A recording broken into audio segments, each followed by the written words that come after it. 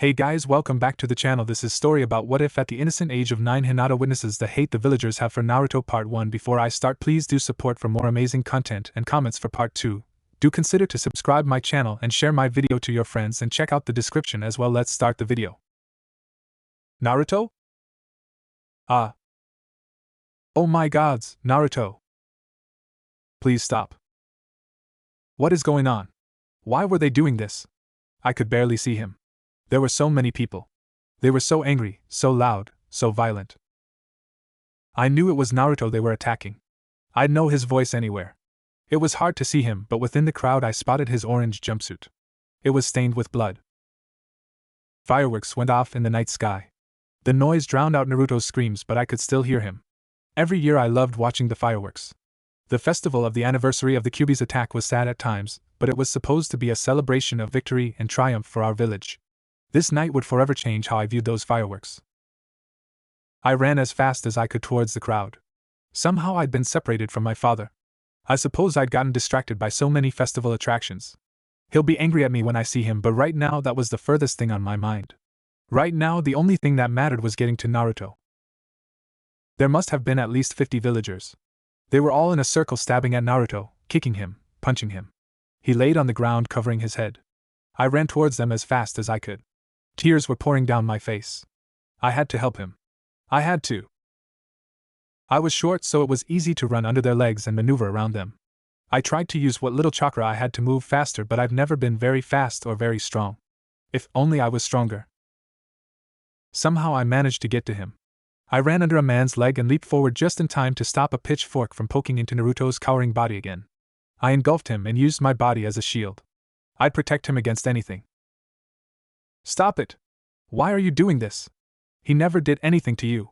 I screamed at the top of my lungs. Naruto's blood stained my clothes, my face, my hands, but I didn't care. Only one thing mattered. Protecting my Naruto. She's a Hyuuga. Careful. One adult spoke. Little girl, get away from that demon. A woman spoke up this time. Someone grabbed me from behind and started to pull at my waist. I clung to Naruto, grabbing his top. No! Stop it! Don't hurt him! Why wouldn't they listen? I was too weak to hold on. As soon as they pulled me away, they began to attack him again. Oh gods! Hinata? I heard Naruto whisper weakly. His voice was extremely quiet, but I heard it. He spoke my name. I turned around and thrust my hand as hard as I could into the chest of the man who was dragging me away. A burst of chakra shot from my palm. It was more than I'd ever released. He dropped me and then fell face first on the ground. He went completely still. A few people who saw what I did actually backed away from me. I didn't care. I ran back to Naruto and covered him again. This time I was ready to fight. I had to protect him. My entire body was shaking as I dropped into a fighting stance, holding my palms out in warning. I couldn't activate my Byakugan, but right now I'd do whatever I could. What do we do? I heard one of them ask. He's dead. She killed him! A woman screamed while kneeling over the man I'd attacked. We won't get another chance to kill the demon. Another random villager spoke up. She's a murderer, spoke another. That realization terrified me. I shook my head in protest. No, I sputtered. No, I can't be a murderer. My thoughts were interrupted by the painful feeling of something hitting me in the back of the head. After that, it was hard to think. My body went limp and I fell flat. I couldn't move. All I could do was stare to the side at Naruto's helpless face. At least I could see his face now. His blue eyes were filled with tears as he looked at me. His gaze was weak. But then, was I seeing things? His eyes, they turned red. Naruto. Hinata, she's bleeding. She came to defend me. Where did she come from? It doesn't matter. I have to help her. I have to protect her. I have to kill them. Yes, Kit. Look what they've done to you. To her. They don't deserve to live. What is that voice? Who is there?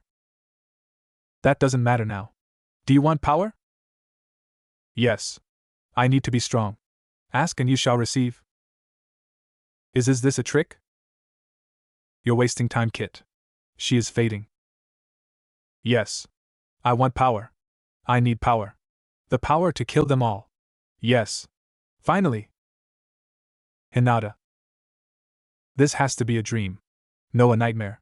Naruto was glowing. There was this power around him. He stood up and roared.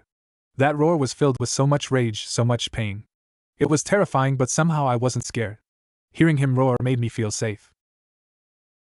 The next moments were all one big blur. There was so much screaming, so much blood. I tried to rise, but my body wouldn't let me. All I could do was watch from my position, lying helplessly on the ground. Watch as Naruto tore them all to pieces. It was disgusting. I should have been scared. Why wasn't I scared? Naruto ripped the head off of the last remaining villager and let out another beastly roar into the night sky. I don't know what I felt at that moment, but I couldn't look away. Then he stopped and turned his fiery red gaze on me.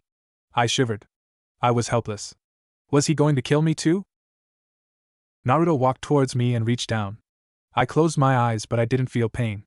Instead, I felt myself being lifted up. When I opened my eyes, Naruto was looking down at me. His eyes were blue again. Are you okay? He spoke softly. I think so. He smiled. Despite the blood covering his face, it was the most beautiful thing I'd ever seen. I couldn't help returning his smile. I'll keep us safe, he said to me. He carried me bridal style as he took off into a sprint. Just minutes ago I thought he was helpless, yet now I was the helpless one. It looks like all his scars were gone. I don't know how, but I was too exhausted to question it. I nuzzled my face into his chest. I don't know where he was taking me, and I didn't care. He was okay. We were together. That's all that mattered. Hinata. Another day had passed. Like usual, I woke up in my own bed. I went to school and did my normal routine. School had been out for a week after the festival. They found 47 people dead but wouldn't give details about what happened. I knew that Naruto had done it. At least I think so. He saved me. But the very next day after the festival, I woke up in my bed. Father was angry at me for separating from him during the festival, but that was all. I even had clean clothes the next morning. There was no sign of the blood which covered me that night. Naruto gave no sign at school that he'd killed so many people. He played the same pranks, made the same jokes. He was still the dead last in class who couldn't even make a proper henge. I think I'm going crazy. Maybe I didn't murder that man after all. Maybe it was all just a dream and the deaths at the festival were just an unfortunate coincidence. It would be a huge relief to know that I didn't kill someone, even if they were going to hurt Naruto. I had to stop thinking about it. Hello, and Naruto-kun. I saw him in the hallway during our lunch break. He moved towards me with his usual happy-go-lucky attitude. He walked with a bright smile, his arms resting behind his head. Not a care in the world. Oh hey Hinata, he stated casually. Then he just walked past me. Naruto went over to Sasuke to challenge him to a kunai throwing contest. Naruto always lost, but that didn't stop him from constantly trying. Maybe it was just a dream. When Naruto inevitably lost, Kiba made fun of him like usual. Naruto rubbed his nose with one finger and played it off, pointing at Sasuke and vowing to become better than him. The class turned away in disinterest. When Kiba turned his back to Naruto, Naruto sent him a deathly glare. No one else saw that look but me. It was a look I've only seen Naruto give once. A look of rage, of malice, of hate. His expression lasted for only a second before it disappeared and his mask returned. It was hard to keep denying what I knew in my heart was true. Still, I had to know for sure. I followed Naruto home after school. Normally I'd go straight home, and before dinner Hanabi and I would spar. I had plenty of time to make it home before our sparring session, so I took the time to tail Naruto. He walked casually through the village. I didn't actually know where he lived. As he walked, I could see the glares he received from so many people. I can't believe I didn't notice them until now. Naruto didn't seem to notice, or if he did, he didn't show it.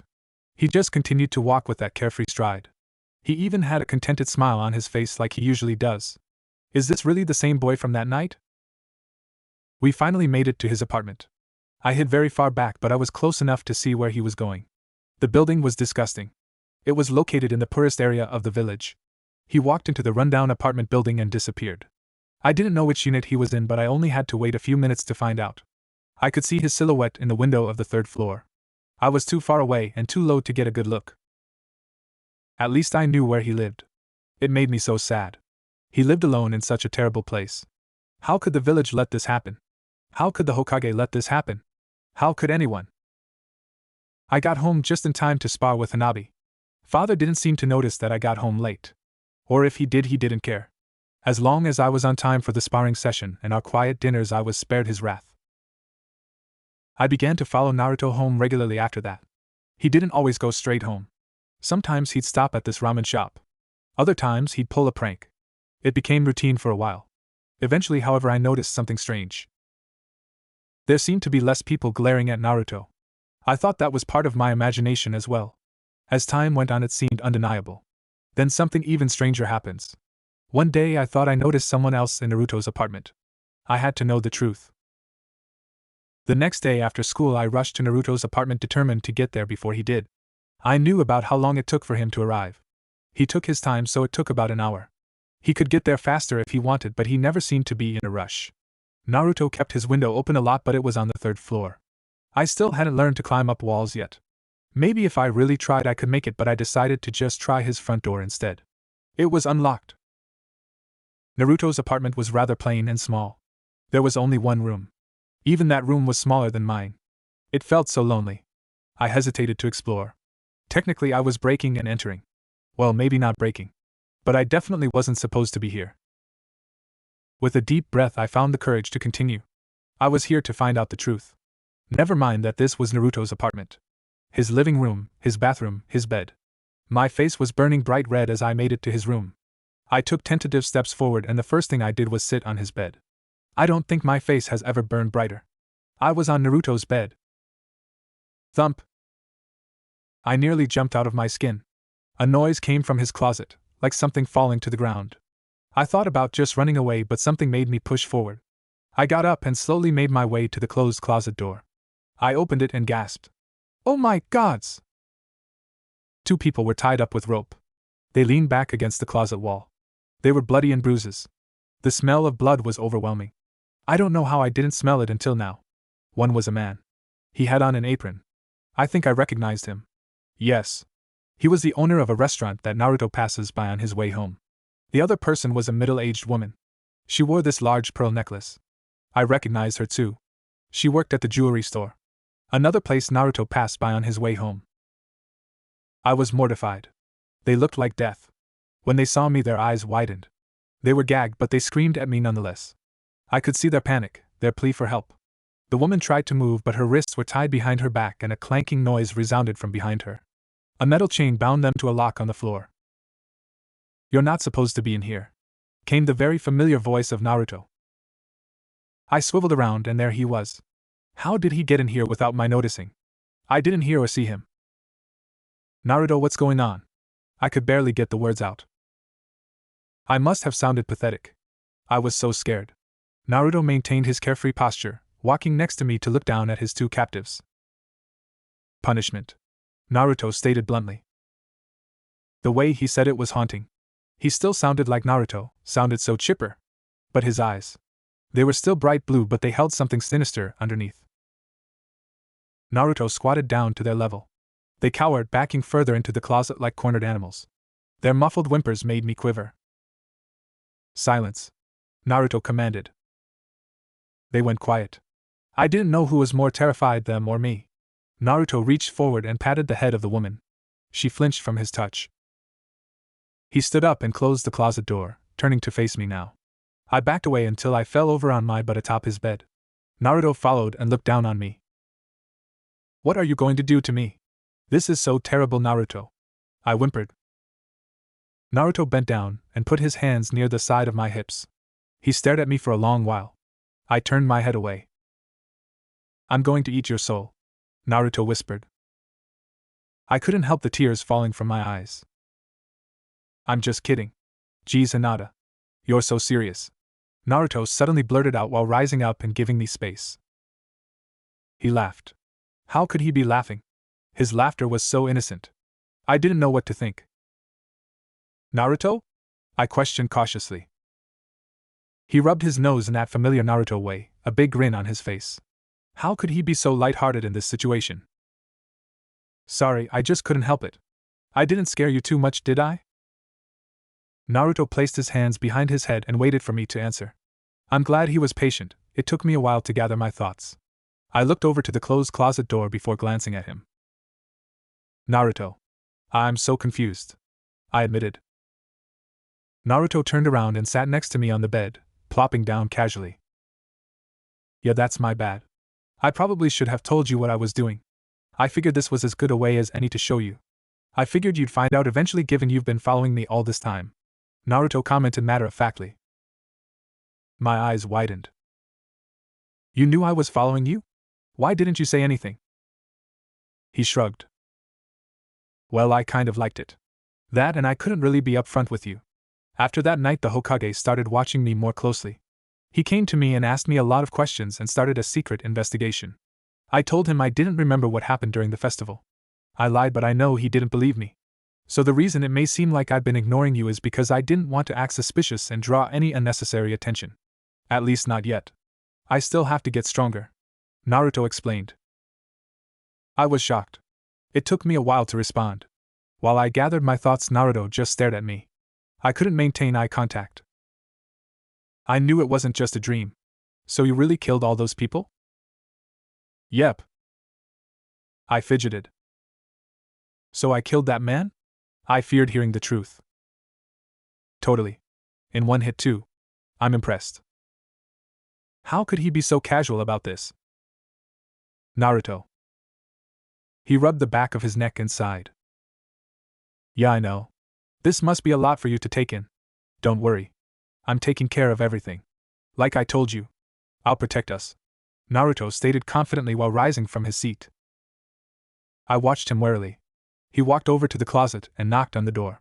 The two inside were whimpering again. Hey, I hate repeating myself. I said be quiet. Naruto barked out in annoyance. Their whimpers only grew. Naruto huffed. He took a kunai out from his leg strap and twirled it in his finger. He swung the closet door open and those two looked at me again. They were in a panic. Hinata-chan, wait at the park please. I'll be out in a minute, Naruto instructed. I hesitated for just a moment, but eventually I got up and nodded. Okay. I replied with my head bowed as I headed for the exit. They screamed in that muffled way once more. I said shut up. I heard Naruto yell as he brought his kunai down on them. I hurried away, leaving the apartment building and running as fast as I could. I ran until my heart felt like it would jump out of my chest. I was about halfway home when I stopped. My mind was spinning. My world went black. I woke up a while later. It was night time. Oh gods, how long was I out? Father was going to be so mad at me. I shakily rose to my feet. My knees were wobbly. At least I knew exactly where I was. I guess I passed out, and I was in a spot that was out of sight enough for no one to have noticed me. I was about to sprint home when I remembered what happened. Naruto. I stopped and stared at the path towards home and then another path. My body began to move on its own. I was heading towards the park. I knew exactly which one he was talking about. It wasn't too far from his house. I don't know why I was going towards it. I should be running far away as fast as I could, but something compelled me forward. I needed to see him again. The park was empty when I got there. The sun was almost down. I only spotted the silhouette of one lone figure. There he was. Naruto was swinging lightly along a swing. He had this happy, far-off look. Hello Naruto. I managed to sputter out. Naruto finally turned his intense gaze towards. He closed his eyes and smiled brighter than I've ever seen. Hey Hinata-chan.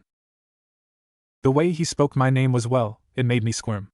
I was sweating, my heart beat 1,000 times a minute. I bowed my head and avoided his gaze. I just couldn't look him in the eye when he was staring at me like that. Naruto, I don't know what's going on.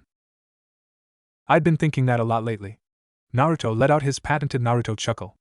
I wrapped my arms around myself. He made me feel silly. Come sit with me. Naruto beckoned. I hesitated for just a moment before following his command. I took a seat on the swing next to his. The chain squeaked as we swayed next to each other. Thanks for saving me that night. Naruto spoke up to break the silence. I poked my fingers together. It was a long-held nervous habit of mine. I couldn't let them keep hurting you, I admitted honestly. Naruto nodded. That's why I'm thanking you, silly. My blush had returned. I stole glances towards him, and every time I did he was staring back at me. It was almost too much. I felt like I was going to pass out. Oh, you're welcome. I want to thank you as well. You're welcome. Naruto said without hesitation. We both went silent again. Naruto, I began. Yes, Hinata-chan? The chains to my swing were rattling from how much I was shaking. Why are those people locked in your closet? I blurted the words out quickly and closed my eyes. I just had to get my thoughts out even if it was hard to speak. I told you. It's punishment. Punishment for what? I had to know. For showing me such little respect, he said in a haunting voice. I looked over and saw his eyes narrow. Everything about him was chilling. Yet still it was undeniable that this was still Naruto. My Naruto. I didn't know what to say. Naruto chuckled and shook his head. He finally tore his gaze away from me now to look up into the night sky.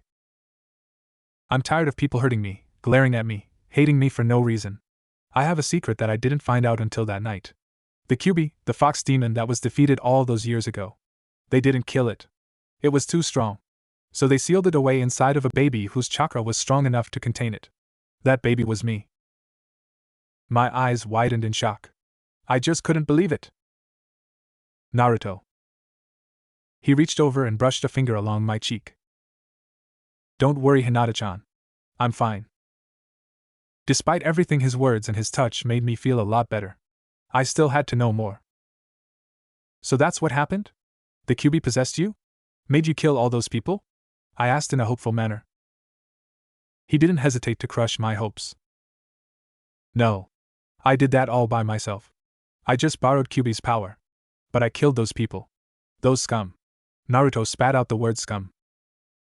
I flinched at his ferocity. His expression softened. Sorry, I can get carried away sometimes, he said while looking away. It's okay. I don't know why I felt the need to comfort him, but it felt right. He smiled at me and reached over to grab my hand. I thought I was going to have a heart attack. Thank you? I don't mean to talk that way and scare you. It's just I won't take it a second longer. Not anymore. If they want to hate me, then I'll give them a reason to hate me. No, to fear me. But you don't need to fear me, Hinata. Everyone else will, but not you. You're special. His words were monstrous. I could see that now.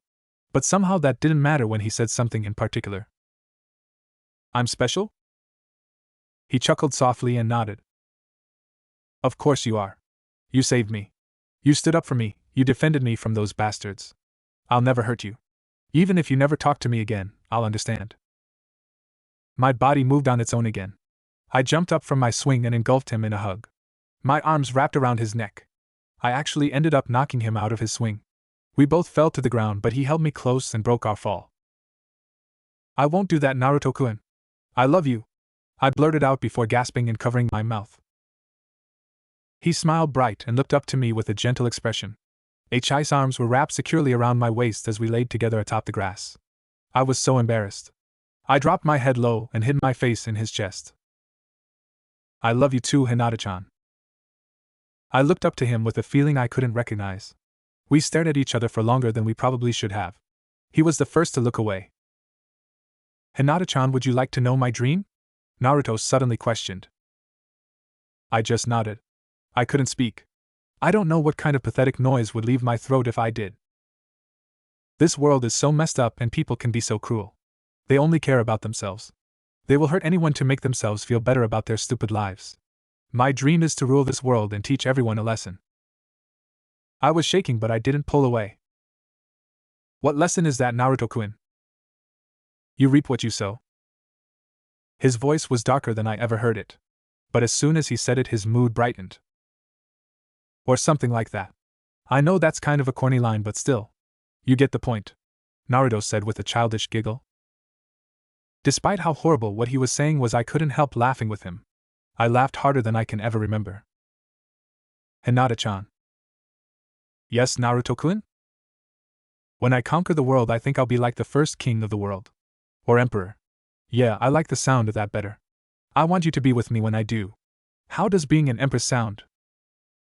My eyes widened. An empress? Yep. I poked my fingers together nervously. Don't you have to get married first? Naruto's grin widened. Yep. As soon as we are old enough, we will get married right away. Naruto declared. I felt like I was going to pass out. I think all the blood in my entire body had rushed to my face. Okay, Naruto-kun. Naruto pumped his fists in the air triumphantly. I marveled at him. I'd stick by his side no matter what. That night father screamed at me for coming home so late. Somehow I couldn't bother to care. I sparred with Hanabi and studied like I was supposed to. All with a subtle smile glued to my face. Nothing could get me down. That night I snuck out of the house. I sped over to Naruto's apartment. When I got there the lights were off. I tried to be as quiet as I could, but honestly I didn't really need to. No one else but Naruto lived in the apartment building. That's how run down it was. His front door was unlocked as usual. Naruto was waiting for me in the bedroom. The first thing I did was look at the closet door. He chuckled and moved over to it and opened the door. It was empty. See? You don't have to worry about them bothering us. What happened to them, Naruto? I let them go. I went wide-eyed. You did? He nodded happily. Yep. Now they will fear me. And they will make others fear me as well. Only the adults know my secret and they aren't supposed to talk about it around the kids. They only talk about it among themselves in secret. So my plan is to teach everyone that glares at me a lesson until they show me the respect I deserve. An emperor must command respect. But I also showed them mercy. So eventually I'll command loyalty and devotion as well. I'm very confident they won't tell the authorities about me. Even if they do, I destroyed all evidence so it'd be my word against theirs. They already hate me because I'm the demon child, so it would be easy to make everyone believe that they are lying about me just because they hate me. Naruto explained casually while letting out a yawn and hopping in the bed. I only had my pajamas on, along with a coat. I took off the coat and climbed into bed with Naruto. We both got under the covers and cuddled close together. You're so smart, Naruto-kun. Naruto shrugged. Kyuubi helped me figure most of this out, so give him credit too. Do you mean the Kyuubi? I couldn't help how scared my voice sounded. Naruto snicked. Yep. Though don't worry. He's a big softy. You'll meet him soon. Maybe when I'm not so tired. Naruto said with a big yawn. I nodded. Okay. Good night, Naruto-kun. Good night, Hinata-chan. I love you. It was still difficult to say those words. I couldn't help blushing every time I said them. Love you too, he blurted out without hesitation before closing his eyes and pulling me in even tighter. Despite all that had happened, all that I'd learned, how scary everything was, when I was in Naruto's arms I couldn't help but feel safe. I couldn't help feeling happy. I won't give this up for anything. Not even the world. The last 2 weeks have been the best 2 weeks of my entire life. Naruto and I were virtually inseparable. After school I followed him home. It turns out he only went home to put his things away and change clothes. He spent most of his time in an empty clearing in the forest a few miles away from his apartment. It was a quiet, secluded place surrounded and hidden by trees. Naruto was amazing. He could already run up trees and even walk on water. There was a stream nearby. I trained a bit, but nothing like the way Naruto trained. And I couldn't train as long as him because after a few hours I always had to head back home to spar with Hanabi. Sometimes I wouldn't train at all and I'd just watch him. He didn't mind. I kept sneaking out at night. I was surprised no one caught me, but I guess I'm better at stealth than I give myself credit for. We slept together every night, curled up tight. It was a dream come true. Until Hinata-chan. I groggily opened my eyes to see Naruto sitting up in the bed. Yes, Naruto-kun? As I rubbed the sleep from my eyes I got a clearer image of Naruto. His posture was all wrong. He was staring forward with an intense expression. I sat up in alarm. Naruto-kun, what's wrong? Naruto's gaze narrowed. He was staring forward at nothing. Hinata-chan, do you trust me? He asked suddenly. I began to fidget but didn't hesitate. Of course, Naruto-kun. He was scaring me. What was going on? Then please come with me. He held out his hand. I took it without a second thought. General POV.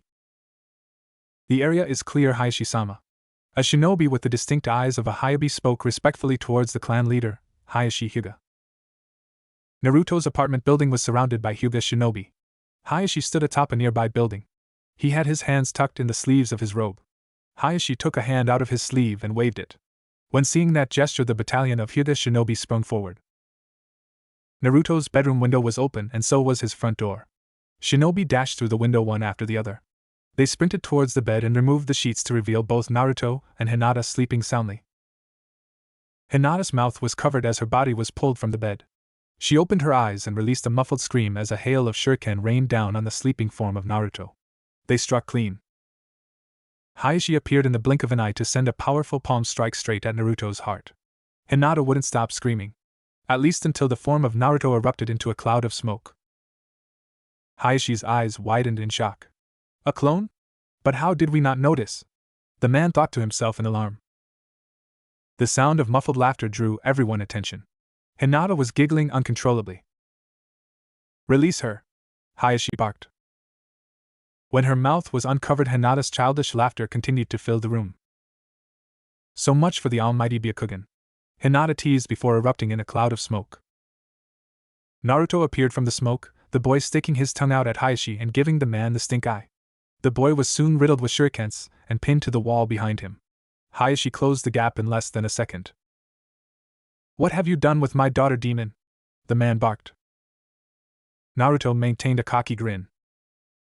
You might as well be blind. Here, let me make it easy for you, Naruto said while turning his head to the side to look towards the window. Hyuuga focused his Byakugan on the direction Naruto was looking. Miles away in that familiar clearing, Hyuuga spotted another Naruto. This one was different. The boy's eyes were a dark, pharaoh red. And he had Hinata captive, holding a kunai to her throat. Let's talk alone, the Naruto pinned to the wall stated before disappearing in a cloud of smoke. Hyuuga gritted his teeth in frustration. Orders, sir? One shinobi called out to Hyuuga. Hyuuga stared forward in silent, stoic contemplation. Hinata. When Naruto asked me to trust him, I didn't know what to expect. I couldn't have guessed in a million years that this is what he meant. Naruto kept saying that I'd meet Kyuubi soon. I tried not to press the issue for fear of becoming too annoying. I trusted that when it was time, Naruto would introduce me. I wished he found a better way. Naruto, I trust you. I love you. But still, he scares me. You actually came alone? How amusing. I gave it a 50-50th chance you'd try something stupid. Naruto's voice was different. It sounded kind of like Naruto, but then there was a second, darker voice that spoke at the same time. It made me shiver. I watched my father walk into the clearing from the brush. He was as stoic as always. Release my daughter, demon. Father showed no fear and spoke in the same commanding tone he always did. If I say no? The kunai he had against my neck pressed closer. He drew blood. I couldn't help quivering. Naruto, I whispered. Father glanced at me only briefly. What do you want? Now we are getting somewhere. The pressure against my neck softened. Somehow I still didn't feel better. Well? Father was always very blunt. Naruto, or well, Kyuubi, didn't respond right away. He removed the kunai from my neck and crossed his arms. He stood completely differently from how Naruto usually stands. Naruto was always relaxed, carefree. Kyuubi seemed larger than life. He stood like I'd imagine a hardened warrior would stand. Tall, imposing, unmoving. They were so different. The future. More specifically, the terms of your surrender and sworn allegiance to us. Kyuubi elaborated. Father narrowed his eyes. Is this some sick joke? Kyuubi didn't respond. At least, he didn't speak. But his face said it all. Just moments ago, Kyuubi seemed amused. He had this creepy smirk. But now it was completely gone. His fiery red eyes bore down on Father. He looked ready to kill. I stood between the two, unsure of what to do. He let me go, but I didn't feel free. I didn't move. I wouldn't until Kyuubi gave me permission. Father broke the silence. Why would I ever consider surrendering to you?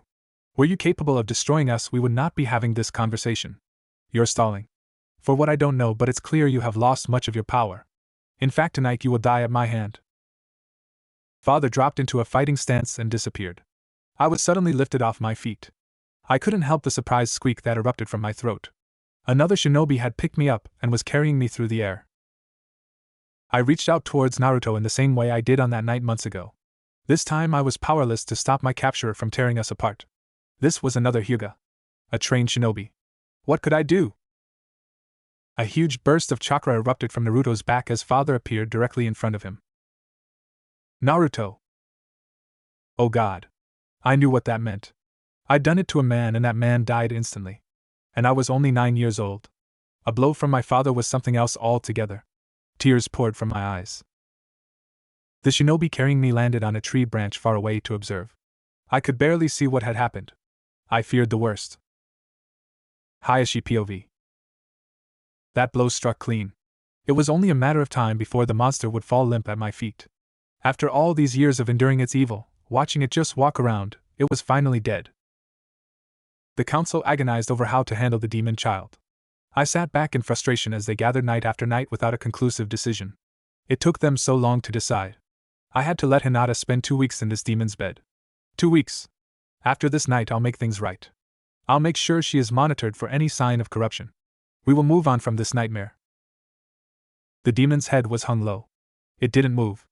I finally noticed just how long it stayed standing. This isn't right. I struck again at its heart, then again, and again. It wasn't moving, wasn't responding. For some reason his chakra was not dwindling. The chakra of a recently dead body lingered, but I should have immediately noticed a drastic reduction. What the hell? The demon lifted its head and stared at me with those putrid eyes. It kept its arms crossed. Are you finished? For the first time in years I felt fear. Real fear. This fear was different. I always feared for my children and the life they would eventually lead. That never went away. But this was something I hadn't felt since that day over 10 years ago. When Kyuubi ravaged our village. No. I spoke through gritted teeth. It can't be. I dropped low to form the 8 trigram stance. I assaulted him again, and again, and again. He just stood there. Why won't you die? I didn't expect the head of the Hyuuga clan to be such a fool. Your pathetic attacks didn't work on me 10 years ago. Why would they now? I stopped in my tracks, only getting to 183 strikes. Maybe I should rethink my offer if this level of stupidity is what I can expect from your clan. I jumped back. As I did, my clan joined me, filling the trees around the clearing. A hail of shuriken and kunai rained down on the demon. They bounced harmlessly off of a red aura surrounding the demon child. It released an annoyed sigh. Okay then. Let me remind you of who I am. Then he disappeared from my sight. My sight. The eyes of a Hyuuga. All around me I heard screams. My people were being slaughtered, clawed in half, torn apart. The demon moved like a blur. Blood rained down from the treetops. All I could do was watch helplessly. Stop this! I shouted desperately. Then it appeared in front of me, its clawed fingers dripping with blood. It licked its own hand. Its chakra was different now. It hurt my eyes to even look at it. Red chakra radiated from it. It was like staring directly into the sun. Where did all this power come from? I was immediately reminded of that hellish fight 10 years ago. The reality of the situation didn't really sink in until now. We are doomed. Oh? Do I have your attention now? Dozens of my clan had died in only a few seconds of the demon's assault. Yes, let's talk. Much better. Its voice oozed out. I waved a hand, signaling the rest to fall back. They did as instructed. The demon grew a sick grin. Hinata. Kyuubi was a monster. He killed so many people. Even my father could do nothing to stop him. After a while I had to look away. The scene was grotesque. Then I fell. The shinobi who was carrying me suddenly dropped me. When I looked up I saw that she was missing her head. I managed to land on my feet, but the dead body landed right next to me. It took all the willpower I had not to scream at the top of my lungs. I covered my mouth with both hands and backed up into a tree. There was blood everywhere, just like that night. I was frozen, my knees were shaking. I couldn't move. I wanted to run, to get away, but my body wouldn't let me. I slid down the tree and sat on my butt, hugging my chest to my knees. No one can stop him. Wait, why am I smiling? Why does that thought excite me?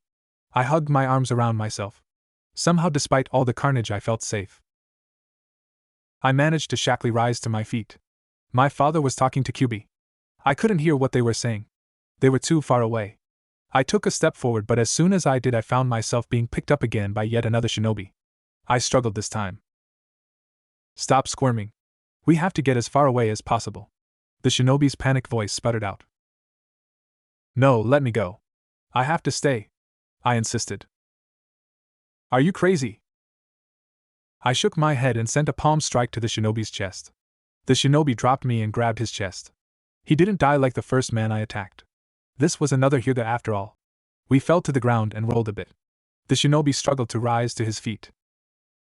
What the hell is wrong with you? Do you want to be killed? He barked. I rose as well, looking at him with a confidence I don't remember ever having. You should run away or else you might die too, I said while turning my back to him and walking towards Naruto and my father. The man walked up and grabbed my wrist with one hand. He was still holding his chest with his other hand. I know you've been through a lot, but you have to snap out of it. You're going to die if you go back there. I smiled again. He didn't know my Naruto. I'm his wife. He won't like it if he finds out you touched me. Sure, Naruto and I weren't married yet, but that got his attention. He released me immediately and took a step back. He looked like he'd seen a ghost. I turned my back to the man and moved towards my love. The shinobi didn't follow. My heart was beating rapidly. What did I just say? Where did that come from? I don't know, but it felt right. I felt untouchable. It took me a few minutes to get back to the clearing. By the time I did, I spotted father and Naruto again. I pushed my way through one lash bush to make my presence known. Speak of the devil. Kyuubi was still in control of Naruto's body. Father looked back at me with an expression I'd never seen in him. Worry. He turned his back to Naruto and walked my way until he was hovering over me. His eyes weren't as overbearing as they usually were. I couldn't read him. He stared at me for a long while before looking past me. Don't be late for school tomorrow. And I expect you home on time for your sparring session, Father ordered. I was shocked. I looked over to Naruto, well, still Kyuubi. He grinned and nodded at me. I then looked back up to my father. Why, yes, father, I stated in a dumbfounded manner. He nodded and walked past me. I watched him disappear into the bush before turning my attention back to Naruto. I can tell by Naruto's blue eyes that he was back. He began to walk towards me. I sprinted towards him and jumped into his arms. He squeezed his arms around my waist and held me tight. I buried my face in his neck. Naruto, it's you, right? I whispered hopefully. The one and only, he replied back in that familiar happy voice. It really was him. I pulled back and bowed my head. I was scared there for a little while. I thought the Kyuubi really took over completely. Naruto rubbed the back of his head with a guilty expression. Yeah, sorry about that. I didn't really have time to explain everything because your father and his shinobi were already on the way. I just let Kyuubi borrow my body, but he can't actually take over. He just needed to be in control temporarily so everything would go as smoothly as possible, Naruto explained. I listened intently. I understand, Naruto-kun. I told you, I trust you completely. At first I was a little scared, but then I realized that you'd never hurt me. You'd never let anyone hurt me. Naruto looked at me intensely. I could see the determination in his eyes. The confidence, the optimism. I missed this. Believe it. I kissed him. I don't know what took over me. Hearing him speak like that, I just had to. I rose up on my tippy toes and pressed gently against him. Naruto's eyes widened in surprise. His blush was as bright as mine. I don't think either of us were good at kissing. We just kind of mushed our lips together. Hopefully we'd get better with time. I pulled back first. I was panting. I couldn't even look him in the eyes anymore. Wow, that was nice, Naruto stated in a dumbfounded way. I couldn't help giggling. He pulled me closer and stared down at me. I finally looked up and gazed up at him in awe. We have a lot to talk about. A lot of plans are being set in motion. I'll tell you everything tomorrow. Right now we have to help hide all the evidence of what happened tonight. Your father will take care of the dead bodies here, but I have to go back to the apartment and clean up. Okay, Naruto-kun. What do you want me to do? Naruto grinned brightly. Nothing. Just go back to your house and get a good night's sleep. Tomorrow after school I'll be ready to tell you everything. From now on no one will stop us from being together. I held my hands to my chest and nodded obediently. Okay, Naruto-kun. I hope to see you soon. I was a bit upset that I wouldn't be able to be with him tonight. Naruto picked that up and gave me an Eskimo kiss. Do you think anything would stop me from seeing the only person I love in this world? I nearly fainted. I just shook my head with a love-struck expression. He let out an amused chuckle. Good night, Hinata-chan. I gave him one last squeeze and pulled away. Good night, Naruto-kun. I love you. I love you too. He grinned bright before suddenly disappearing from my sight in a whirl of leaves. I turned around and began to walk calmly through the forest back towards the city. There was still blood and dead bodies everywhere. Dismembered limbs hung from the tree branches. There were shinobi dashing through the trees cleaning up the mess. It was grotesque. Despite that, I wore a contented smile. I was the luckiest girl in the world. Naruto was absent from school today. I knew why. Last night was very eventful. He'd probably still be working on covering up the evidence and cleaning up the mess. Still, not having him in class made me feel lonelier than I can ever remember. Even just one day away completely soured my mood. A few people noticed, but they didn't say anything. I'm glad they didn't. I would have been too distracted to talk much anyway. When class was over, I sprinted to Naruto's apartment as fast as I could. I got there really fast. I guess all that training was paying off at least a little bit. I opened the door to Naruto's empty apartment. I never knocked. I did in the beginning, but Naruto insisted that the apartment was as much my home as it was his. I swooned when he said it. But without Naruto, the apartment didn't feel like home. It was just a place. Where was he? To my surprise, the holes in the walls and floors from all the shuriken and kunai were gone. Well, not completely. But they were filled in. An observant I would be able to spot them, but Naruto could explain the visible damage by saying he was practicing with kunai and fixed the damage he made. At least that's the answer I'd give. I left the apartment soon after I arrived. If he wasn't here, then he must be at the clearing. When I got to the bottom of the stairs, I heard a door open behind me. I was curious.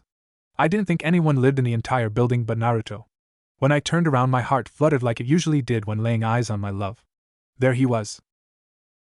Hey, Hinata-chan. I thought that was you. School out already? Naruto asked in a casual manner. He was poking his head out of the doorway. I sprinted his way and engulfed him in a hug, jumping into his arms. He had no problem catching me as he closed the door behind us. I miss you, Naruto-kun. I sounded more needy than I wanted. He didn't seem to mind. He gave me that big beautiful smile of his. I was only absent for one day, he said with a playful chuckle. I laid my head along his shoulder. Too long. We stayed that way for a few moments before I finally noticed just how dark it was around us. Behind Naruto was a stairwell leading down to a poorly lit room. Oh yeah. This door leads to the basement of the apartment building. It's actually pretty big. I'm still taking care of some business, Naruto explained. I nodded in understanding. Okay, Naruto-kun. Should I wait upstairs? He shook his head. Nah. I'd much rather you be with me. You smell really nice today. My face burned bright as he took my hand and led me down the stairs. Thank you, Naruto-kun. After last night, I wanted to do something special for you. I'm trying a new shampoo. I wanted to know what you thought. Naruto leaned over and placed a kiss on my cheek as we neared the bottom of the stairs. Makes me want to eat you all up. Somehow I managed not to pass out despite all the blood in my body rushing to my face. I clung to his arm and leaned my head against his shoulder. He was so romantic. A foul smell snapped me out of my fantasies. The bottom of the basement had a lot of empty space. It smelled old and musty. On the far side of the room there was another door.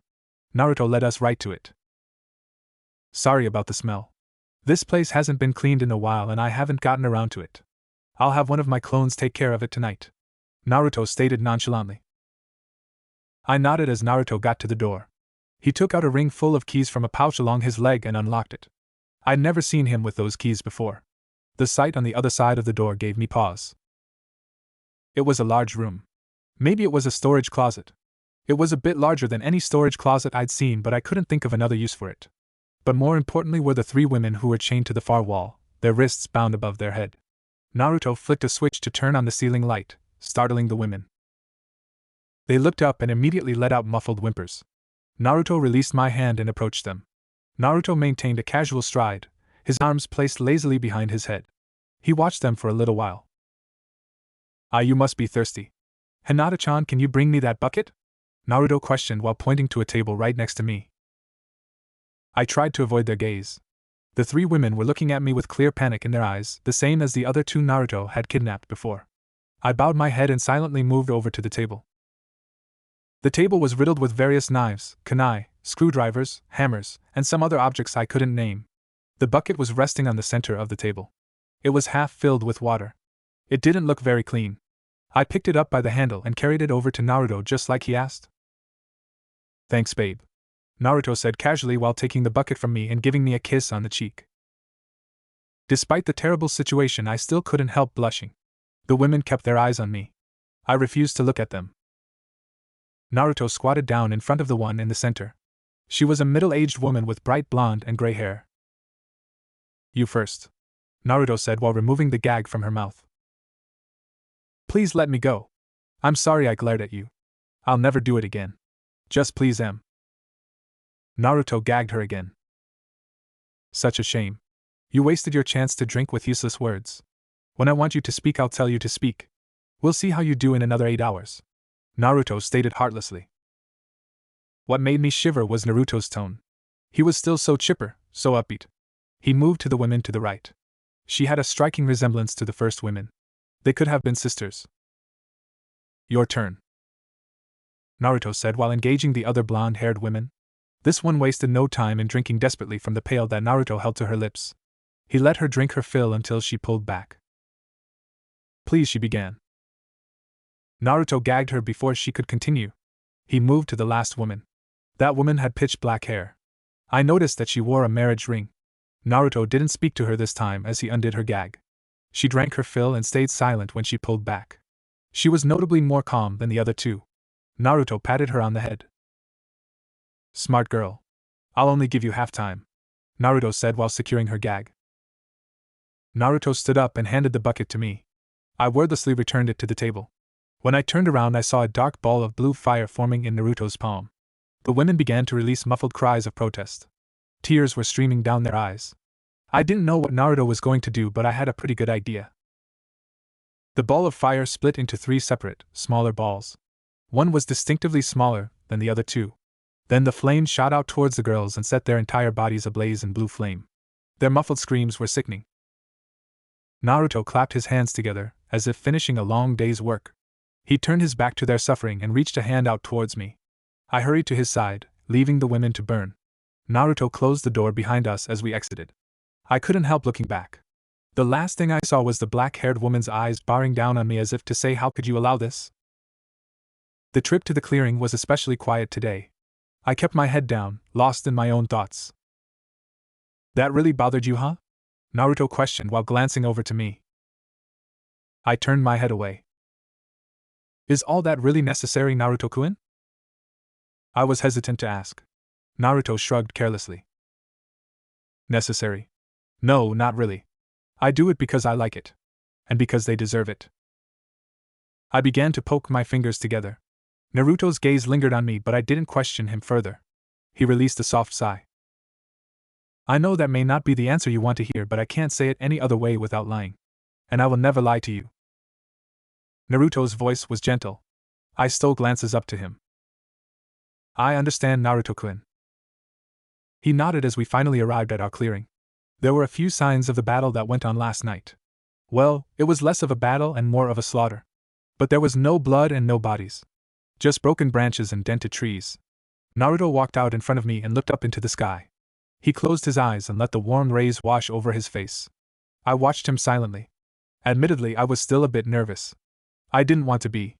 I wanted to support Naruto no matter what, but then I thought back to that woman's eyes. Those judgmental eyes. I wrapped my arms around myself in a vulnerable manner. "It's time I let you in, Hinata. Then you can make your final decision." Naruto spoke up, snapping me out of my dark thoughts. "What do you mean, Naruto-kun?" Naruto walked in front of me and raised a single finger directly between my eyes. "Do you trust me?" I hate that I hesitated this time. "Why, yes, Naruto-kun." I could see the sadness in his eyes. It broke my heart. I wish I could reverse time for just a second so I could answer him more confidently. Naruto placed his finger against my forehead, and my world immediately went black. I blinked my eyes open to stare into what looked like a sewer. Pipes ran along the walls. The floor was covered in water, but my feet didn't feel wet. A squeeze to my hand drew my attention. Naruto was standing at my side. Before I tell you everything, you should finally meet him, Naruto said while turning us around. My head craned back as I looked at a huge steel cage. I couldn't even see the top. Behind the bars, two large, feral eyes looked down at me. I nearly jumped out of my skin and clung closely to Naruto. He wrapped his arms around my waist and hugged me tight. He still made me feel safe. I was extremely happy to realize that. The large creature moved forward until its entire figure was revealed. The gigantic red fox must have been over 50 feet tall. He had this sinister grin along his muzzle. "It's so nice to finally meet you, little one." Its voice was deep and booming. If possible, I clung even closer to Naruto. Okay, she gets it. You're big and bad. Cut the act for a ball," Naruto spoke up while pointing an accusatory finger at Kyuubi. Kyuubi released an annoyed growl. "I told you to stop calling me that, boy." Naruto waved a hand dismissively. Yeah. The fox grumbled before suddenly shrinking dramatically in size. Naruto moved forward with me remaining close at his side. We walked to the edge of the cage and watched as Kyuubi shrunk down to the size of an actual fox. He was tiny now. "Better?" "Thanks," Naruto called out in a pleased tone while taking a step into the cage. I hesitated. Naruto looked back at me with a gentle smile. "Remember what I said before?" I looked away and began to fidget. I took a deep breath before looking up to Naruto with renewed faith. "You'll always protect us." His grin brightened. "Believe it." I stepped through the cage without hesitation now. As long as Naruto was by my side, I could endure anything. Kyuubi kept his eyes on me as we moved in. Him being so small did a lot to calm my nerves. "We should have proper introductions," Kyuubi suggested. I went wide-eyed before bowing over at the waist.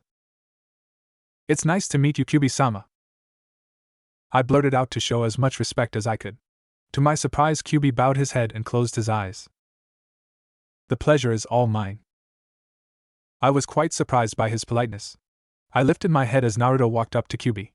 Kyuubi met Naruto halfway before jumping in Naruto's arms. Naruto cradled the fox like a pet. Kyuubi maintained a stoic expression. Kind of like a cat. "See, Kyuubi-sensei is harmless," Naruto blurted out. "Sensei? Oh, I guess that makes sense. I'm more of a mentor, but I suppose that term is an accurate enough characterization of our relationship." It was strange seeing Kyuubi speak while Naruto held him. It was especially strange how Kyuubi kept its stoic expression while speaking. He didn't purr or rub against Naruto or anything like that. If anything, Naruto acted more like a pet.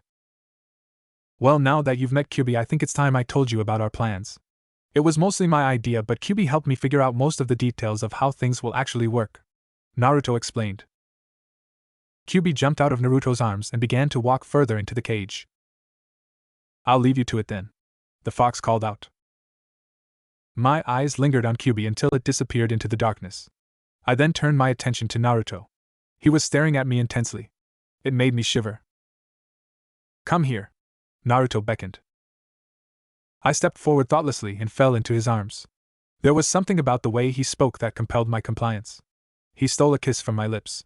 My body responded like it normally did. I rose up on my tippy toes and arched my back. A swooning sigh escaped my lips. He pulled away slightly in order to gaze off to the side into the darkness. I followed his gaze. Within the water along the ground, images began to form. Naruto's expression hardened. I picked up on his mood shift right away. "This world is disgusting. There is a reason that I had the terrible childhood that I did, that I was treated so badly. It's because people are shit," Naruto began. As Naruto spoke, a sea of images played out, like moving art which illustrated various acts of people and civilizations. The art was like caveman drawings.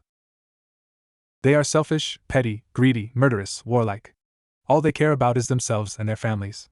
People rape each other, steal from each other, torture each other, lie to each other constantly.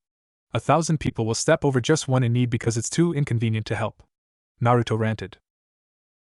He was seething. I just listened. I had to fully understand Naruto's perspective, even if it was dark. But there is hope.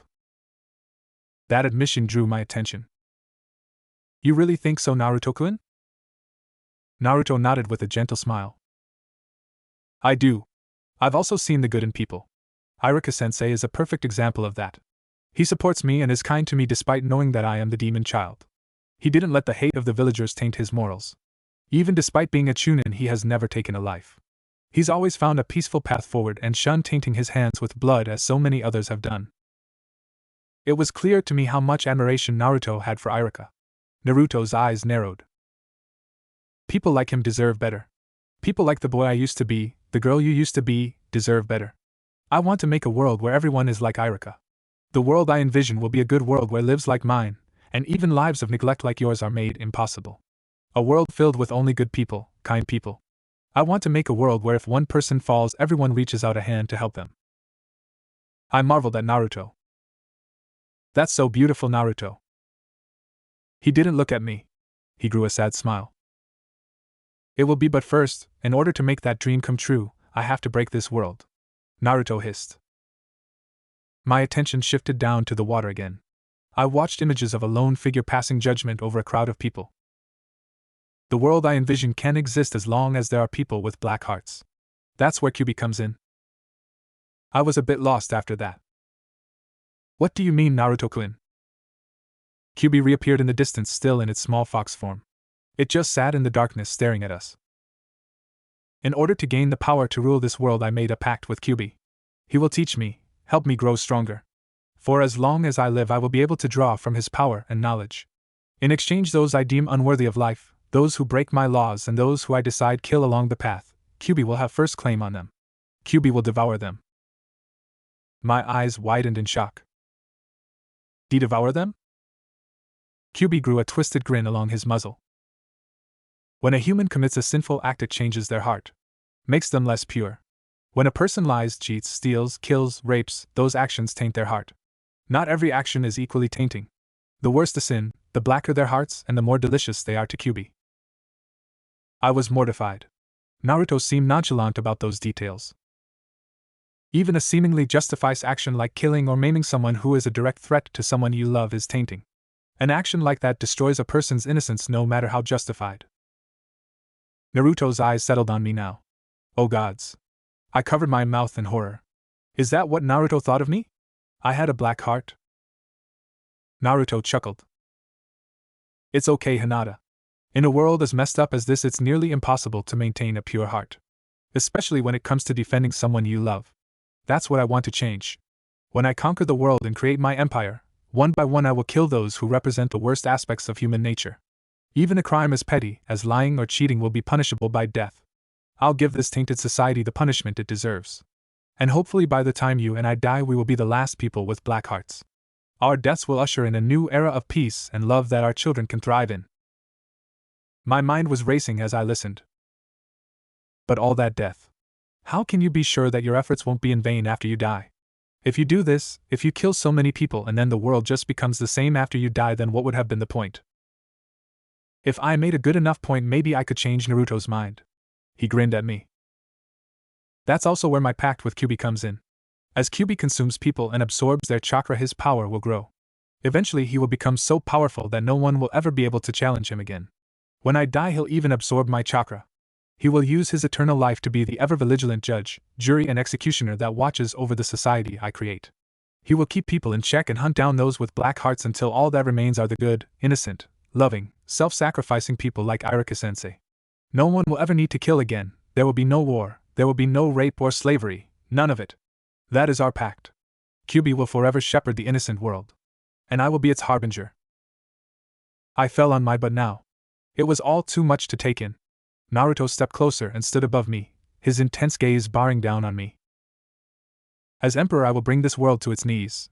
I will find pleasure in punishing the people of this vile civilization for the pile of shit they created and continue to perpetuate. I will make them all pay. Hokage, who was too much of a coward to challenge the ignorance of his own people. He stood by and let them hate me, allowing me to live alone and malnourished in the worst part of the village. Danzo, who played a key role in Kyuubi being sealed in me in the first place. All the other shinobi who stood idly by and did nothing to defend me but break their back to defend every other shitty person in this damnable village. The civilians of this village who stepped over me when I needed help and tormented me for crimes I did not commit. They will all feel my wrath. I was trembling uncontrollably. Naruto no longer held his nonchalant demeanor. He looked like, well, a demon. You will be one of the few who are immune to my ire and Kyuubi's hunger. Right now I'm giving you the chance to return to your family, and get as far away from me as possible. I told you that I would never hurt you and I meant it. You are special. But I won't stop and I won't feel guilty about teaching this world the lesson it deserves. Naruto ended his sentence by turning away and staring down at the water. The image of a lone figure occupying a throne with a crowd of people bowing below him formed in the ripples.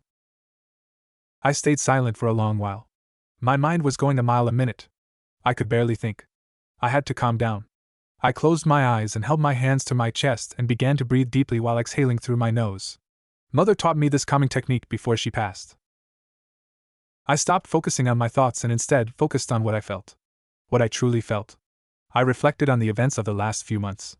The way I killed that man in defense of my love, how I felt when Naruto first used his power to kill those who attacked us. The words I spoke to the shinobi who attempted to stop me from returning to Naruto. Even how I felt when watching Naruto torture those people. It was horrifying, but beneath that there was a feeling I didn't recognize. It was obvious now. Through all of it, the good, the bad, the terrible, one feeling stood out. A particular set of words Naruto kept repeating. I was special. Naruto was sharing his life with me, trusting me. He showed me all his vulnerabilities, his strengths, his dreams, his fears. He shared with me his pain, his best and worst sides. Only me.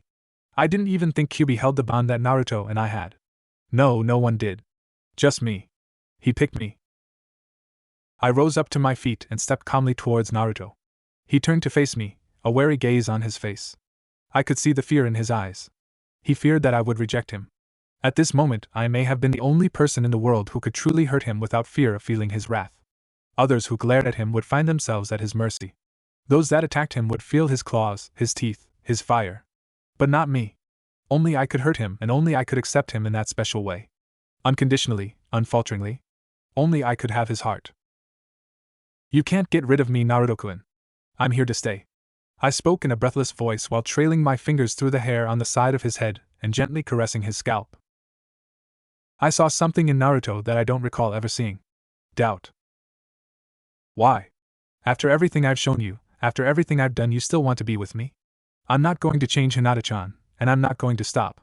Making these people suffer for the things they've done makes me happy. And I only plan to do it more and more. How can you still stay with me when you so obviously disapprove of what I do, of what I will do? I smiled gently and rose up on my tippy toes to steal a kiss. We lingered on that tender exchange for several sweet moments. I pulled back with a contented and resolute expression. It's because I love you, Naruto-kun. Admittedly, the way you go about things aren't ideal, but despite all that, I still see the beauty in your dream. That's enough for me. All I ask is that you let me be a part of that dream, always by your side.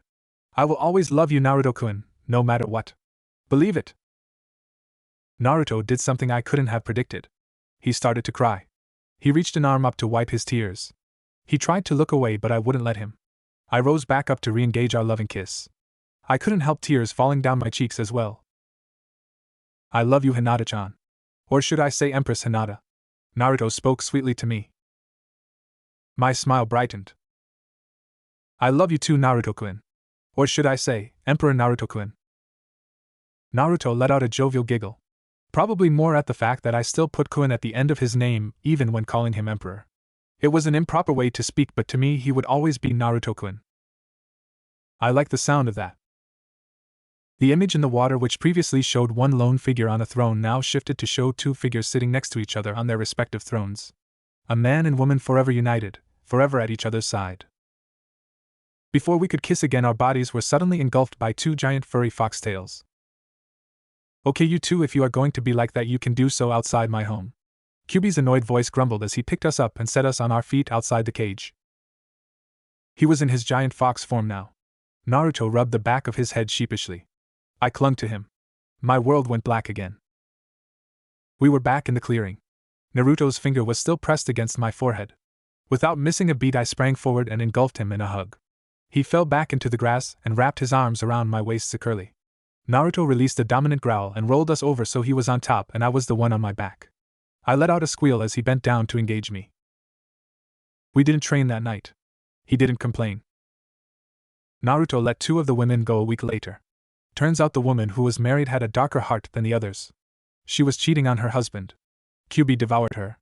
I choose not to watch, but Naruto was honest about what happened. I didn't want to imagine what devouring looked like. Within a few weeks, Naruto had 4 more captives. He was developing a routine. Every once in a while, when I walked through the village with Naruto, I'd recognize one of the victims living out their daily lives. They had no outward signs of the horrors Naruto put them through. No scars, no permanent physical damage. Naruto's blue fire was special in that it didn't leave a lasting mark. It just made them feel like they were being burned alive. That was another way to hide the evidence of what he had done. He's so smart. I definitely noticed changes in how the general population regarded Naruto. I saw less and less hatred among the people. Those once heated glares were replaced by timid, fearful, respectful glances. Naruto was very pleased. I started to notice something else as well. The people that Naruto victimized gave me similar glances. I was often seen assisting Naruto during his sessions. I felt guilty for the longest time, but slowly my guilt began to fade. Naruto never took someone who didn't deserve it. Now that I knew Naruto's motivations, it was getting easier to help him, to stay by his side, to support him no matter what. I didn't say it out loud, but after a while I began to enjoy the respect they gave me. Naruto's delight was contagious. As long as it was towards people that deserved it, then what we were doing wasn't so bad. Right? I knew one thing for sure. Naruto was happy. Genuinely happy. The sadness that he hid behind his dope mask was slowly but surely fading away. I could see every day how my love, loyalty, and unflinching devotion positively affected him. I won't give this up for anything, for anyone. I'll do anything to make him happy, for I am his empress. Empress Hinata, wife of the great Emperor Naruto-kun. That sounds nice. Actually, I should say my full future name. Empress Hinata Uzumaki. Much better. Wow, really? You're 1 year older than us, and you still can't make a basic henge. Kiba barked out annoyingly. Most of the class burst into laughter. Naruto was standing in front of the classroom, having shifted into a misshapen version of the Hokage. Iruka, who was observing from the side, shook his head and began to scribble some notes down on his clipboard. Naruto was engulfed in smoke, transforming back to his regular self. He had the cutest pout on his lips as he dramatically pointed at the class. Just you wait. Someday I'm going to surpass even Sasuke and be the greatest Hokage, Naruto proclaimed. The class laughed even louder. Get real, Naruto. You'll never surpass Sasuke-kun. Not in a million years, Sakura screeched. Naruto huffed and returned to his seat with his arms crossed. I tried to ignore the murmurs as Iruka called someone else to the front. Like always, Naruto kept pretending to be the dobe of the class. He did it in order to avoid drawing unnecessary suspicion to himself. Still, the way most everyone picked on him always angered me. But I wasn't supposed to be too nice to Naruto during class. Naruto, more Kyuubi, said it would be best. Though it was getting harder and harder to endure the constant disrespect of my love. I believe in you, Naruto-kun, I whispered to Naruto. We sat in different rows to not draw suspicion. I was in the row behind him. Oh my God, Hinata. How can you keep supporting that loser? Sakura spat out. I gritted my teeth. That's it. I'll make her pay. It took me a few days to get my chance. I didn't want to be too overt with my actions, so I waited until Iruka-sensei called for a sparring session. Everyone paired up. Sakura usually paired up with Ino, but I had different plans. Sakura-chan, would you like to spar? I asked in my sweetest voice. I could tell that her eyes were heatedly on Ino. They'd developed a rivalry to fight for Sasuke's attention. Sakura quirked a brow and shifted her gaze to me. Sure. I need practice beating up someone other than Ino Pig. Ino glared daggers from off to the side. I ignored her and nodded while dropping into a fighting stance. Sakura cracked her knuckles. It took all my willpower to hide my contempt for her. That arrogant, annoying, disrespectful ugh. Here I come, Hinata. She charged me and I pretended to struggle to block her attacks. Kyuubi-sama told us that I should hide my power as well at school. I could do well academically, but in terms of strength I had to show restraint. Be honest, you like Naruto, don't you? Sasuke said while landing a punch against my stomach. I pretended to recoil. What do you mean? Sakura scoffed. Oh, come on. Everyone sees the way you look at him, the way you talk to him. You've got a crush on the dead last in class? I'm disappointed in you, Hinata. You can do so much better. I was seething. And Naruto-kun, he's not weak. He's strong. He just needs time. I couldn't say too much, but I couldn't just let her keep talking down to him. Oh my gods! You're in love? It's kind of pathetic, really. Sakura hissed with a snake-like grin. She charged me, ready to deliver another blow. I narrowed my eyes and dodged it easily before landing a powerful slap to her face. Admittedly, I might have gone a little overboard. Sakura was knocked off her feet and crashed to the ground. She even slid a bit in the dirt. Sakura! Iruka shouted in alarm, having caught the exchange out the corner of his eye while watching over the field. He rushed over and knelt over Sakura. She was trembling, sending a fearful glance over to me from her defeated position on the ground. I went wide eyes. Oops. I got strange looks the rest of the day. After school, Naruto and I moved in separate directions like normal.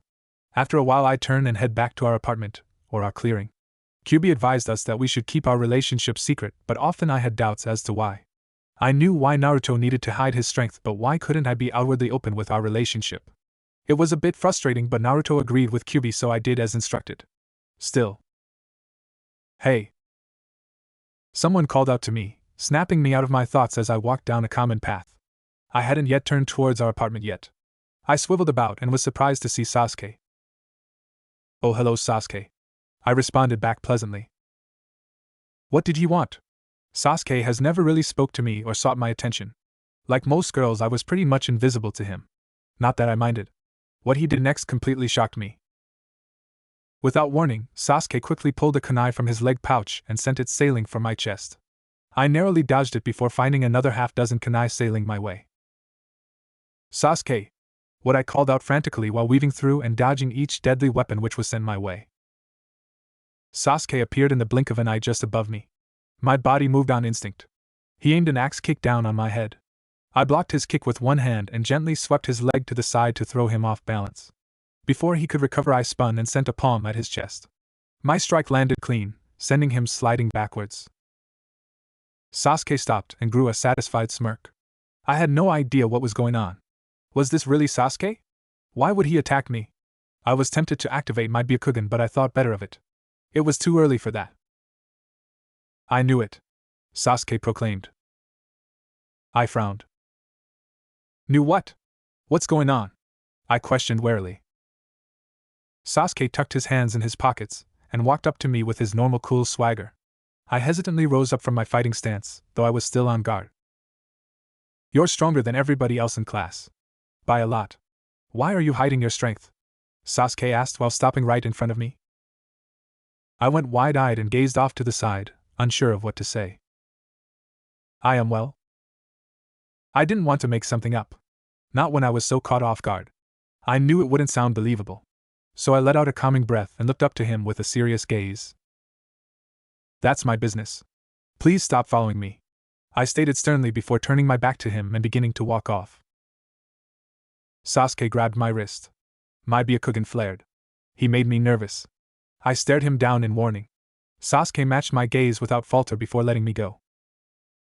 Suit yourself, he said with a scoff, turning away and walking off.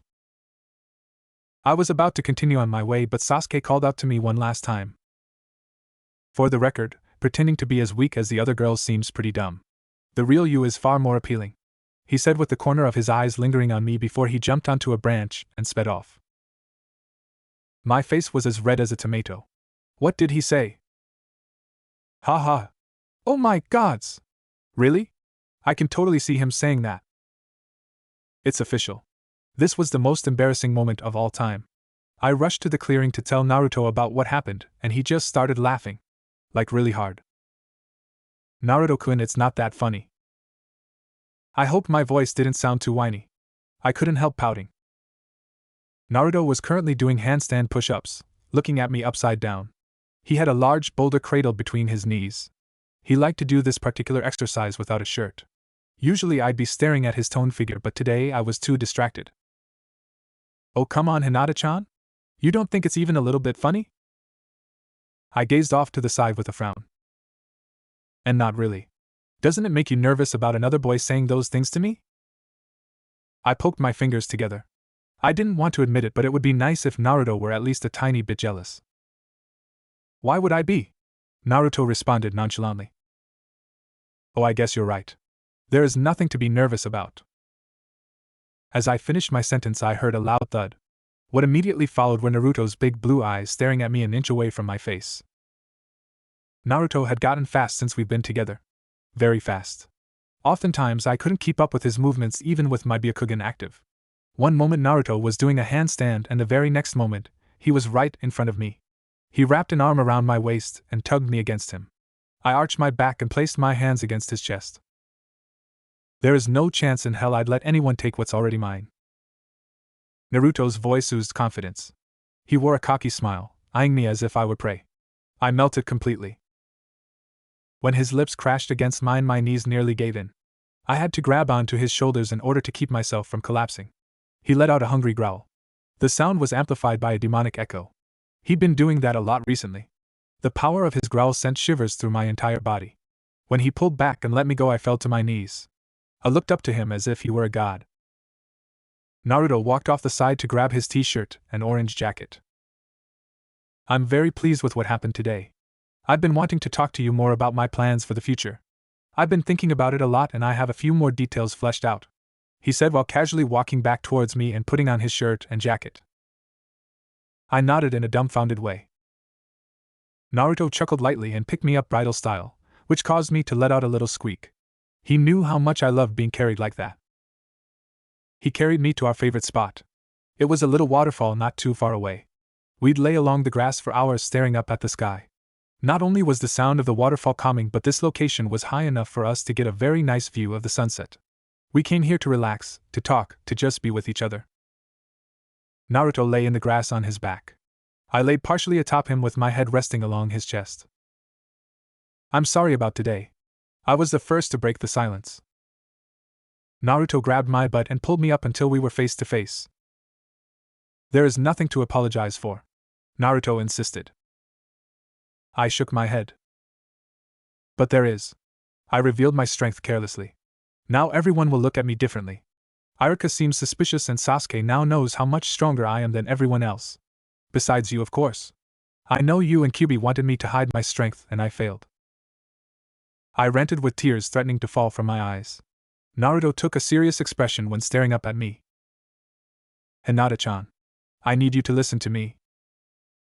I gasped and nodded right away. Okay, Naruto-kun. Stop apologizing. You made a small mistake. That's okay. As long as you learn from it, then there is nothing to feel guilty about. This is simply a learning opportunity. Nothing more, nothing less. His words were encouraging, but I still had doubts. I bowed my head and began poking my fingers together. Naruto grabbed my chin in order to pull my face to his, stealing a kiss from my lips. I melted once again. Do as your emperor says.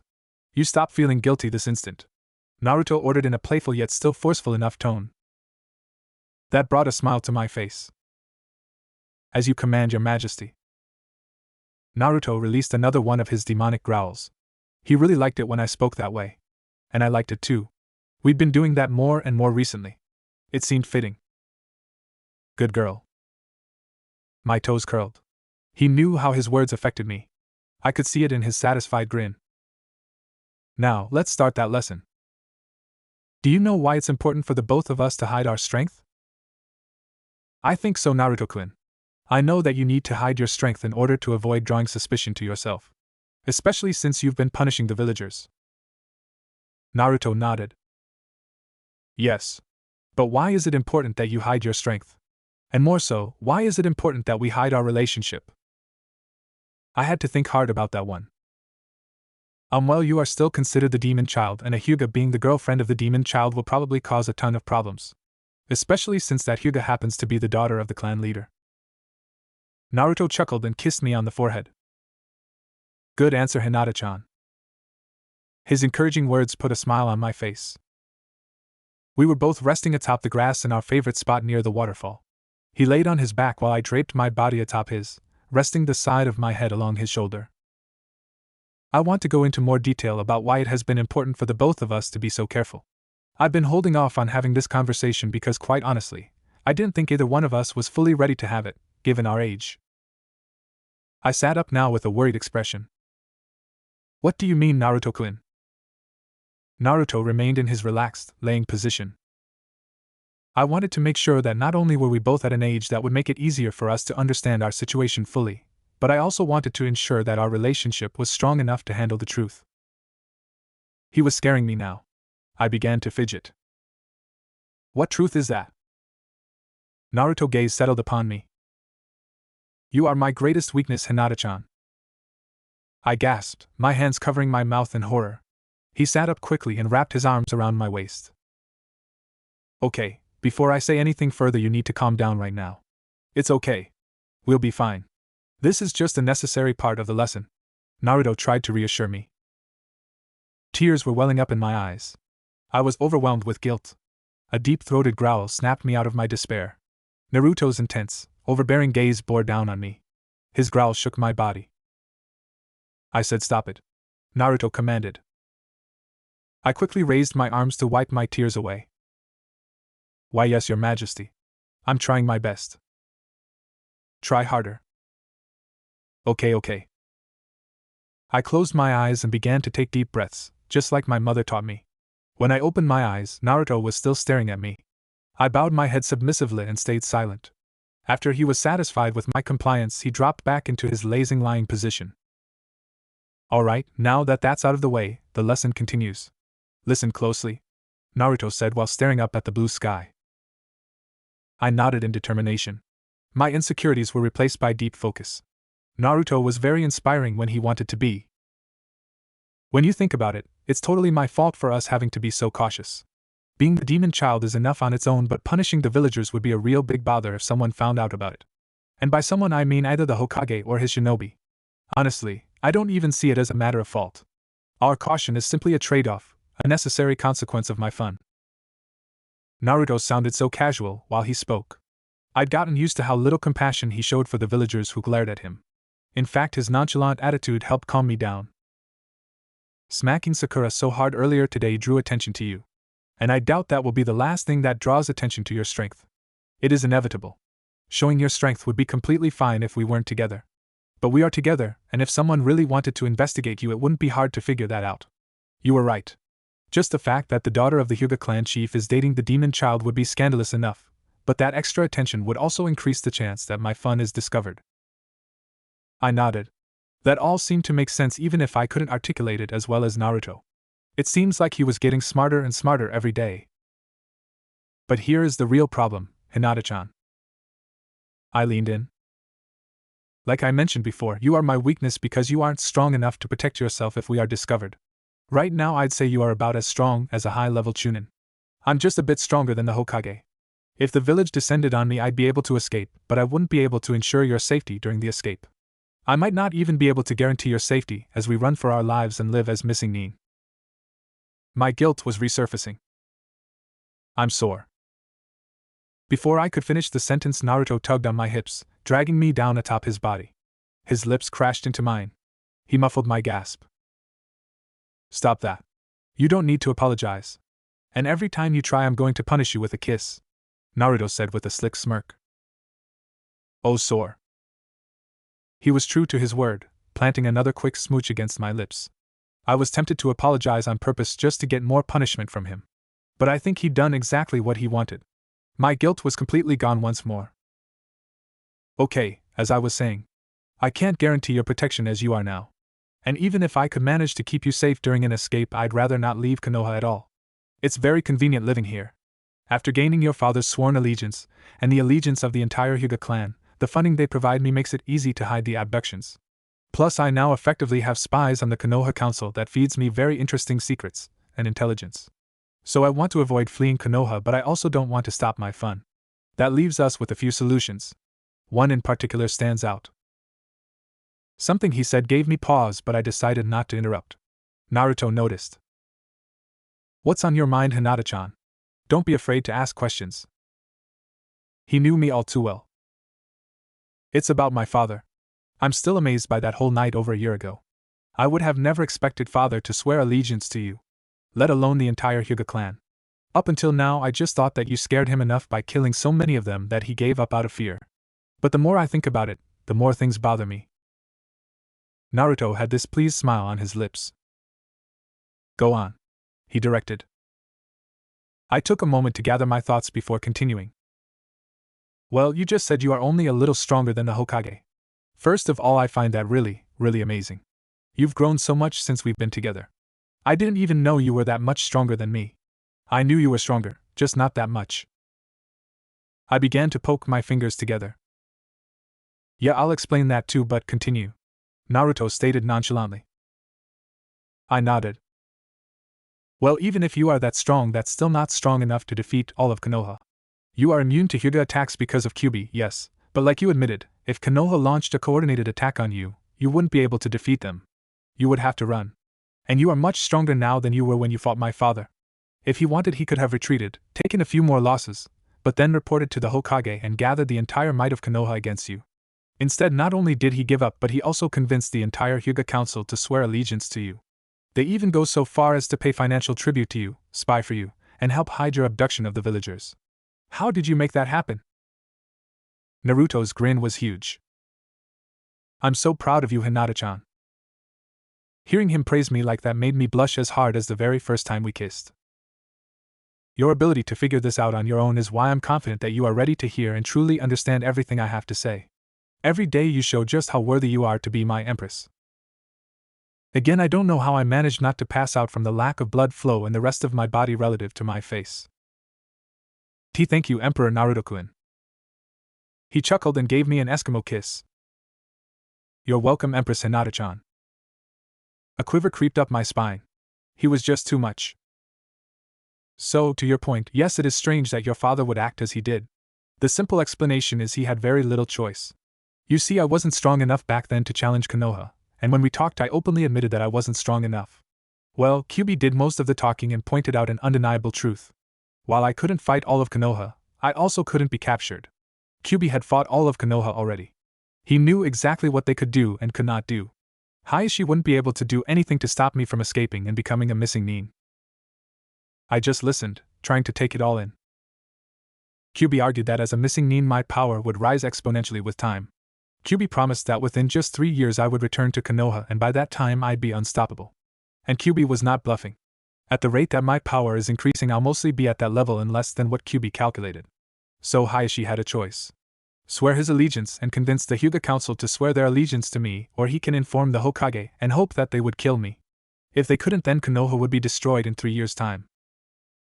My eyes widened in realization. So allegiance or annihilation? I stated in a dumbfounded way. Exactly. Naruto seemed very satisfied with that set of facts. What about me? I spoke up tentatively. Naruto's gaze softened. You're the primary reason, Kyuubi, and I even decided to give Hayashi a choice. I wanted to stay in the village because I wanted to be with you without hindrance. If I fled, I probably couldn't take you with me. I planned to return in 3 years and take you back after destroying the village. I was very conflicted to hear that admission. Naruto let out a light-hearted laugh while scratching the top of his head. Yeah, not the most ideal situation. Definitely glad your dad made the right choice. But I really have to thank Kyuubi for being such a good negotiator. I've learned a lot from him. I sighed and laid my head down along Naruto's chest in exasperation. This was becoming a lot to take in, but I wanted to press on. Thanks for answering my questions, Naruto-kun. I want to finish hearing about the rest of your plans. I don't want to continue being your weakness. Naruto wrapped his arms around me and squeezed tight, holding me close. Yes, I do have a solution to that. I want to start training you from now on. I mean really training you. Up until now we've been training together, but not really as sensei and student. Now I want you to become my student. I need to invest more in your strength, but it also means you need to be more dedicated to improvement. I didn't even have to think about it. Of course I will, Naruto-kun, I blurted out without thought. He chuckled with a small shake of his head. Somehow that doesn't surprise me. Honestly, I was okay with the way things were going. I didn't want to put too much pressure on you too quickly. I wanted to just enjoy our relationship without having to bog you down with responsibility. Now that our relationship has developed and you've grown stronger, I feel comfortable moving to the next step. I'm glad you trust me so much, Naruto-kun. What he was saying made sense. I was grateful that we were able to just be together for so long. But he's right. I have to pull my weight even if it's hard. I've always trusted you, Hinata-chan. There is another very important factor to starting your training under me. It's this, Naruto said while suddenly sitting up. Now I was positioned atop his lap. Naruto took out a small scroll from his leg pouch and made a few one-handed hand signs before slamming his palm on the ground. As he did, a larger scroll dropped from a cloud of smoke. He snatched it out of the air and unrolled it. These are the instructions on how to perform the Kage Shadow Clone Jutsu. I acquired this a while ago, with Kyuubi's help. It's not the original scroll, but I was able to make a copy of it. This jutsu is the key to my strength and exponential growth. And soon it will aid you in a similar way. I frowned in confusion, looking the scroll over. But I can already make clones, Naruto-kun. Naruto shook his head. Not like these. The clone jutsu that are taught in the academy are basically just illusions. They aren't physical. The clones I'm going to teach you how to make are physical. You divide your chakra among them when you create them. You've seen my clones do work for me. Well, I'm going to teach you to do the same thing. Up until now, you haven't had the chakra capacity to sustain these clones for any significant period of time, so the technique wasn't very useful to you. Now you do. Through mastery of this jutsu, your strength will rise exponentially. I was still a bit confused. What is the point of making these clones if they divide my chakra? The Hyuuga fighting style is best when focused. I feel like I just make myself weaker by making multiple weak copies of myself. Naruto nodded. Normally, yes. Which is why you rarely, if ever, see Hyuuga shinobi using cloning techniques. However, the real power of this ability isn't necessarily their combat utility, but their ability to allow you to train at exponentially fast rates. What do you mean, Naruto-kun? It's really quite simple. The clones share your memories, your abilities, but most importantly, any information they learn will be transferred to the original once that clone is dismissed. Clones take up so much chakra that most people can't actually put this trait to good use. The few that can simply haven't noticed the potential. It also can be dangerous if you overexert yourself. For someone like me who has had the guidance of an ancient demon to help master the technique, I've been able to train virtually endlessly with no drawbacks. This is the main reason I've grown so much stronger than you. At every given moment, I have over 100 clones training for me. My eyes widened. What? He gave a proud nod. Yep. I have an unusually high amount of chakra. Probably has something to do with being the son of the Hokage.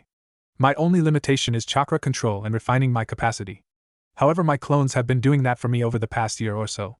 My clones constantly practice chakra control techniques. They do chakra strength increasing exercises. Chakra is like a muscle. The more you use it, the stronger it gets. Since my clones actually share my chakra, when they improve the chakra they have, that improved chakra comes back to me and I get the benefit. The knowledge they gain in terms of chakra control also comes back to me. Furthermore, the reason it may seem like I've been getting smarter is because I have a few dozen clones reading books at the library and practicing mental exercises. It actually kind of feels like cheating. Naruto burst into childish laughter. I marveled at him. Do you really have so much chakra that you can constantly sustain so many clones? I was amazed. I didn't at first. Kyuubi helped me out by letting me borrow his chakra supply to fuel my clones. I mixed my chakra with Kyuubi's chakra. Their training wouldn't be as effective, but Kyuubi allowed me to kind of speed up the process. And the chakra control techniques were a huge help to increasing my access to my giant supply of chakra. Now I use only my own chakra. I'm guessing that within a year's time I'll be the strongest person in the world by far. And I'll only keep getting stronger because my clones will constantly be working for me. The only limit is chakra, and I have a near-endless supply. Probably as much if not more than the first Hokage. Doesn't that leave you vulnerable though? Splitting your chakra up like that? Naruto shrugged. Not really. I'm about at half chakra capacity at all times. What I do is I make one clone, splitting my total chakra in half. Then I have that clone make all the other clones, so I'm still left with half my chakra. The way chakra works, I'm not any less strong by having a temporarily lower chakra capacity. If I start to run low during combat, I'll just dismiss clones to give me more chakra. So functionally, in a fight I'm always at 100% strength until I actually run out of chakra completely. If my clone exhausts its chakra or is destroyed by an enemy, then it poofs away and that chakra doesn't return. However, if I dismiss a clone early, then I get back most of the chakra I used to make it in the first place. It's pretty efficient actually. We were both quiet for a long while after that. My brain was processing all that new information. Naruto seemed to know exactly when I was being overloaded. So that's what you are going to do for me? Teach me how to make clones and have them train for me? Yep. You won't grow as fast as me because you don't have the freakish amount of chakra that I do, but I calculate that in about 2 years, as long as you stay diligent, I will no longer have to worry about you. That's all I needed to hear. I narrowed my eyes in determination. I'm ready, Naruto-kun. Naruto chuckled and nodded his head. Okay, Hinata-chan. We have a few more things to go over, but that's enough for one day. For now, let's focus on making your first clone. From now on, we are going to grow your chakra so you can have your clones last longer and longer. I nodded obediently. Yes, sensei. Naruto released a deep demonic growl. He stared at me predatorily. I guess he liked that. Training can wait a little while longer, Naruto declared before pouncing. A flock of birds in a nearby tree flew away when hearing the sudden sound of my delighted squeals. You keep pushing me away, yet we've spared for over a month now. I know you feel something for me. Sasuke's voice drawled out. He's cornered me, backing me up against a tree. He rested a hand against the bark right next to my head. He was taller, his shadow engulfing my shorter frame. I turned my head away and cast my gaze off to the side. He placed a hand under my chin to direct my eyes towards him. His face was barely an inch away. I frowned and pushed his hand away. We haven't been sparring. You just keep attacking me after school. All I'm doing is defending myself, I insisted in a huff. Sasuke smirked. He was pressing his body closer and closer to mine. As close as he could get without actually touching me. Is that what you're telling yourself? He was so confident, no, arrogant. It annoyed me. His hot breath was berating against my face. My blush was involuntary. He somehow saw that as a sign to continue his advances. Stop, Sasuke, I whispered under my breath. He pretended like he didn't hear me, his lips getting closer and closer to mine. I've been around girls fawning over me for years now. I know when your body wants something more. Tell me how you really feel after this. Sasuke dipped his head forward. He was going to kiss me. I panicked. I said stop. I hit him harder than I wanted. Both my hands landed clean on his chest, chakra erupting from my palms. I barely managed not to make my blow lethal. Sasuke slid back on his feet, the boy dropping to one knee and coughing violently. I flared my Byakugan, but not as a threat. I just needed to make sure he was okay. His internal organs were fine.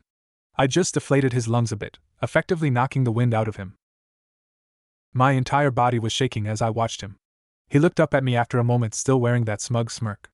God, it's like he enjoyed the punishment. A girl after my own heart. Sometimes I think that sentiment is more literal than figurative, Sasuke joked. I held my hands to my heart and bit into my bottom lip. Wordlessly, I turned heel and took off into the trees. Thankfully, Sasuke didn't follow. I can't do this anymore, Naruto-kun. Please don't make me. I was crying into Naruto's chest. He was shirtless and in the middle of a workout when I frantically sprinted into the clearing. Despite him doing push-ups with a large boulder on his back, I ran straight for him. He immediately noticed my alarm and stood up just as I launched myself towards him. Sure, it's okay, Hinata-chan. Tell me what happened. I told him, and Naruto's eyes narrowed. Naruto was sweating heavily from his workout. His scent served to calm me. He held me close and rubbed circles in my back. He nodded as I finished my story. All right, my love. It's over now. I'm ready to move forward anyway. I just need you to do one more thing for me. This time I think you'll like it. I looked up at him curiously. Naruto grew a devilish grin.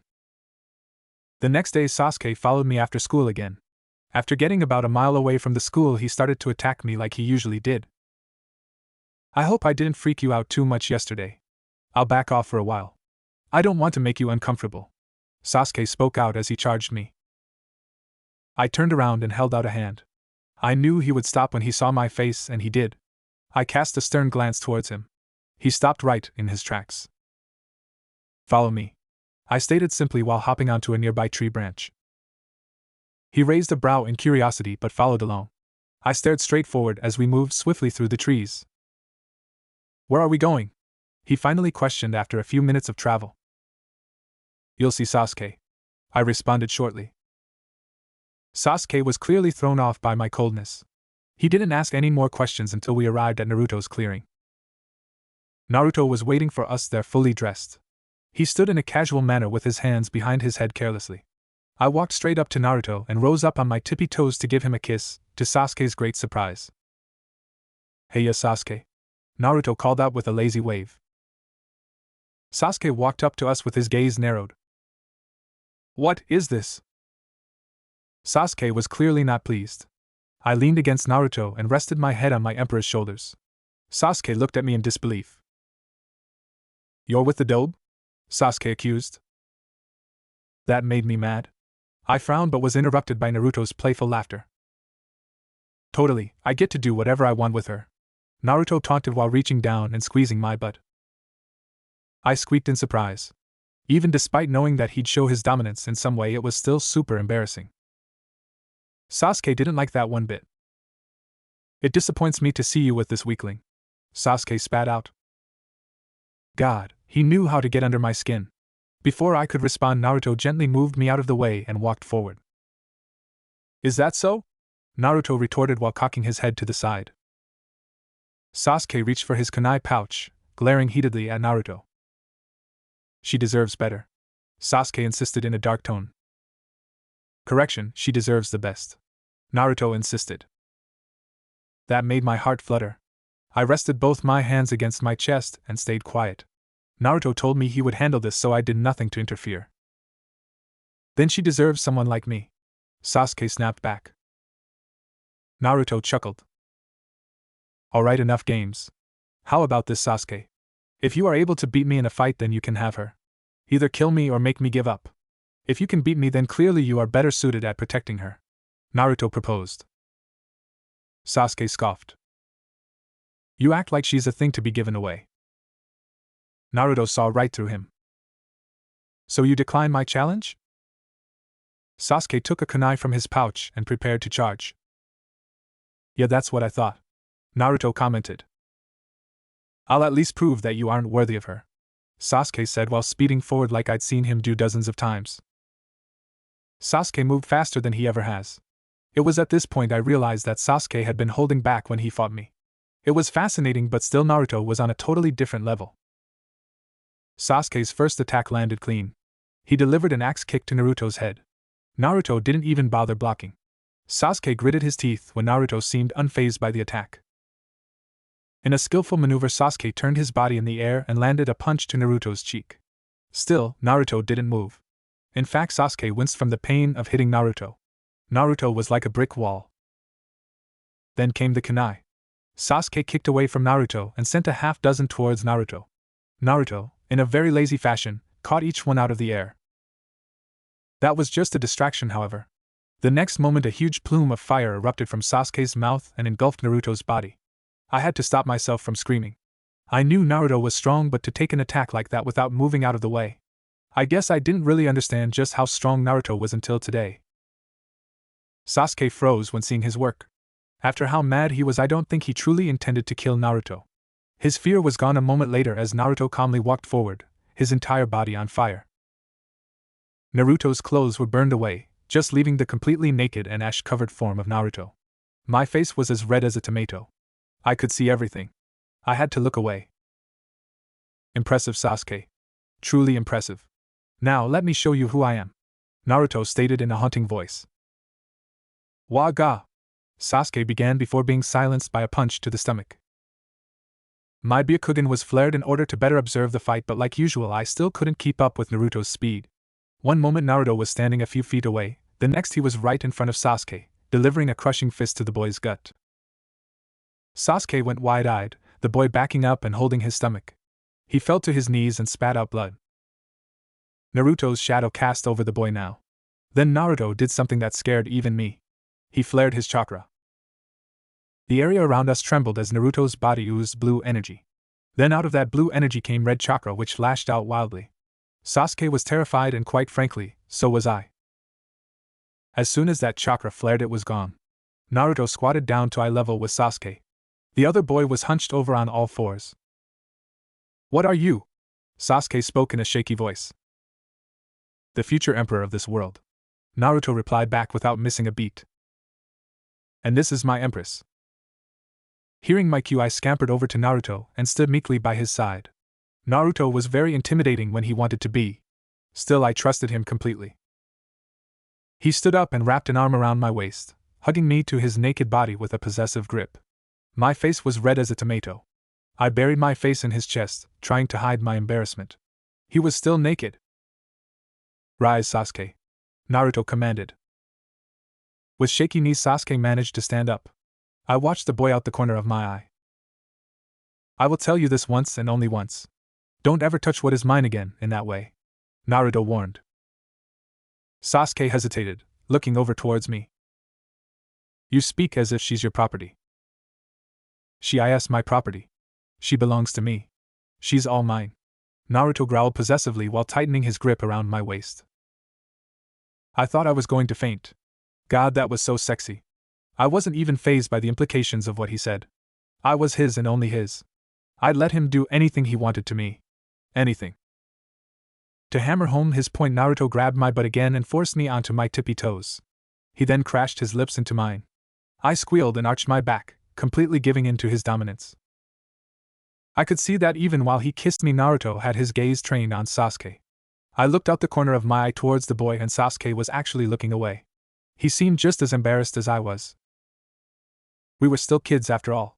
Being trained to kill didn't exactly make us used to this kind of stuff. And Naruto was still naked.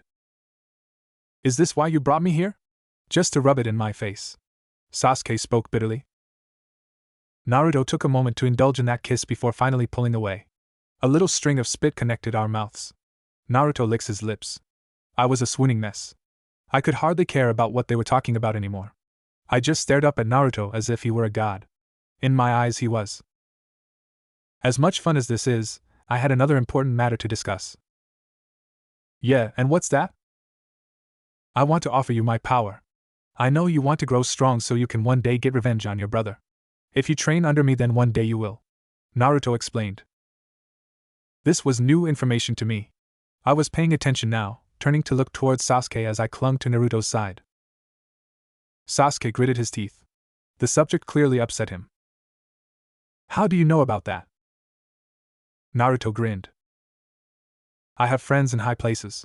I know a lot of things. I know what Itachi and Danzo did. Danzo? Sasuke questioned, not recognizing the name. Naruto's grin widened. Sasuke hesitated. I could see the wheels turning in his head. What's the cost? Sasuke spoke up after a moment of thought. Your loyalty, Naruto explained. Sasuke narrowed his eyes. Loyalty, huh? What do you want from me? Sasuke questioned apprehensively. Naruto shook his head. It's not about what I want, but what she needs. Naruto corrected, turning to me now. Naruto? I was confused. Judging by his face, so was Sasuke. I told you I would be the emperor of this world, and that's exactly what I'm going to do. I'm going to bring this world to its knees and crush anyone that gets in my way, Naruto proclaimed.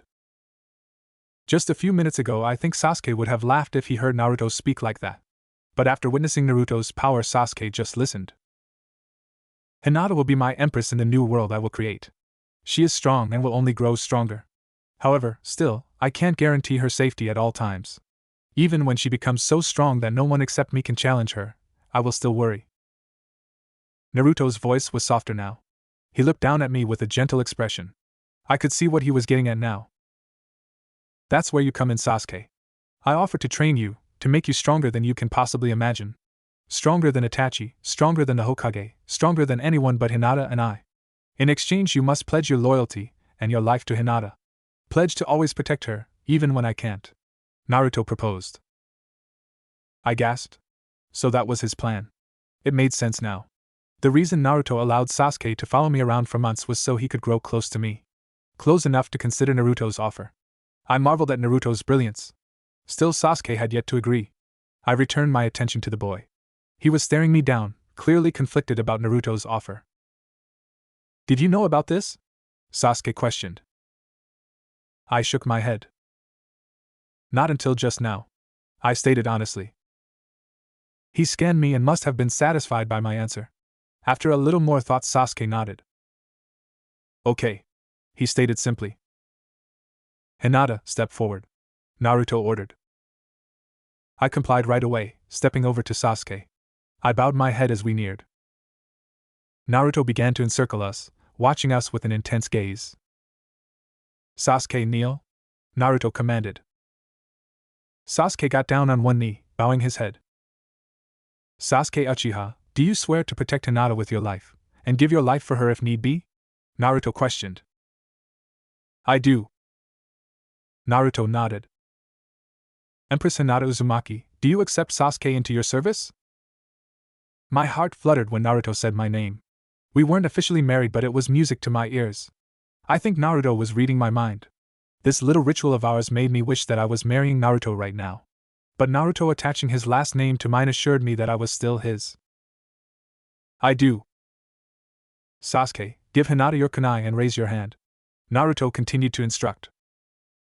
Sasuke complied without hesitation, reaching into his pouch and twirling a kunai around his finger before presenting it to me. Hinata, take it and cut your name into his palm so he will never forget this oath. My eyes widened in shock. I looked at Naruto with the mind to protest, but seeing his serious gaze quelled my doubt. I nodded obediently while taking the kunai from Sasuke. Sasuke seemed even more resolute than I. He opened his palm and gave me an affirmative nod. After a moment of hesitation, I took Sasuke's palm and began to stab my name into it. I made sure to draw the kanji for Uzumaki as well. Sasuke gritted his teeth and bowed his head, his other hand balled into a fist to cope with the pain. I felt a bit guilty, but I drew from Sasuke's strength. He was the one that had to endure this, and he did not speak one word of complaint. After I finished, I dropped the kunai. My hands were shaking. Naruto nodded in satisfaction. Now you are forever bound. Never forget your oath, Naruto proclaimed. Sasuke nodded and rose to his feet. He looked at his palm inquisitively before balling his fist and standing in a strong and upright fashion. Naruto moved behind me now, wrapping both arms around my waist. Good. Usually this would be a moment to celebrate, but I actually think that the most appropriate way to celebrate would be to start your training right away. What do you think, Sasuke? Naruto questioned. Sasuke smirked. You read my mind. I was amazed how strong Sasuke was. Even after all that, he regained his cool, cocky attitude almost right away. Good. Sasuke, line up with the Empress. You will be training together from now on, Naruto instructed while swatting me on the butt. I squeaked and jumped, stepping over to Sasuke. He walked to my side as I turned around to face Naruto. Naruto narrowed his eyes at Sasuke. I knew exactly what Naruto was thinking. Sasuke, what do you say when your emperor gives you a command? I spoke up now. Sasuke looked down at me in hesitation for a second.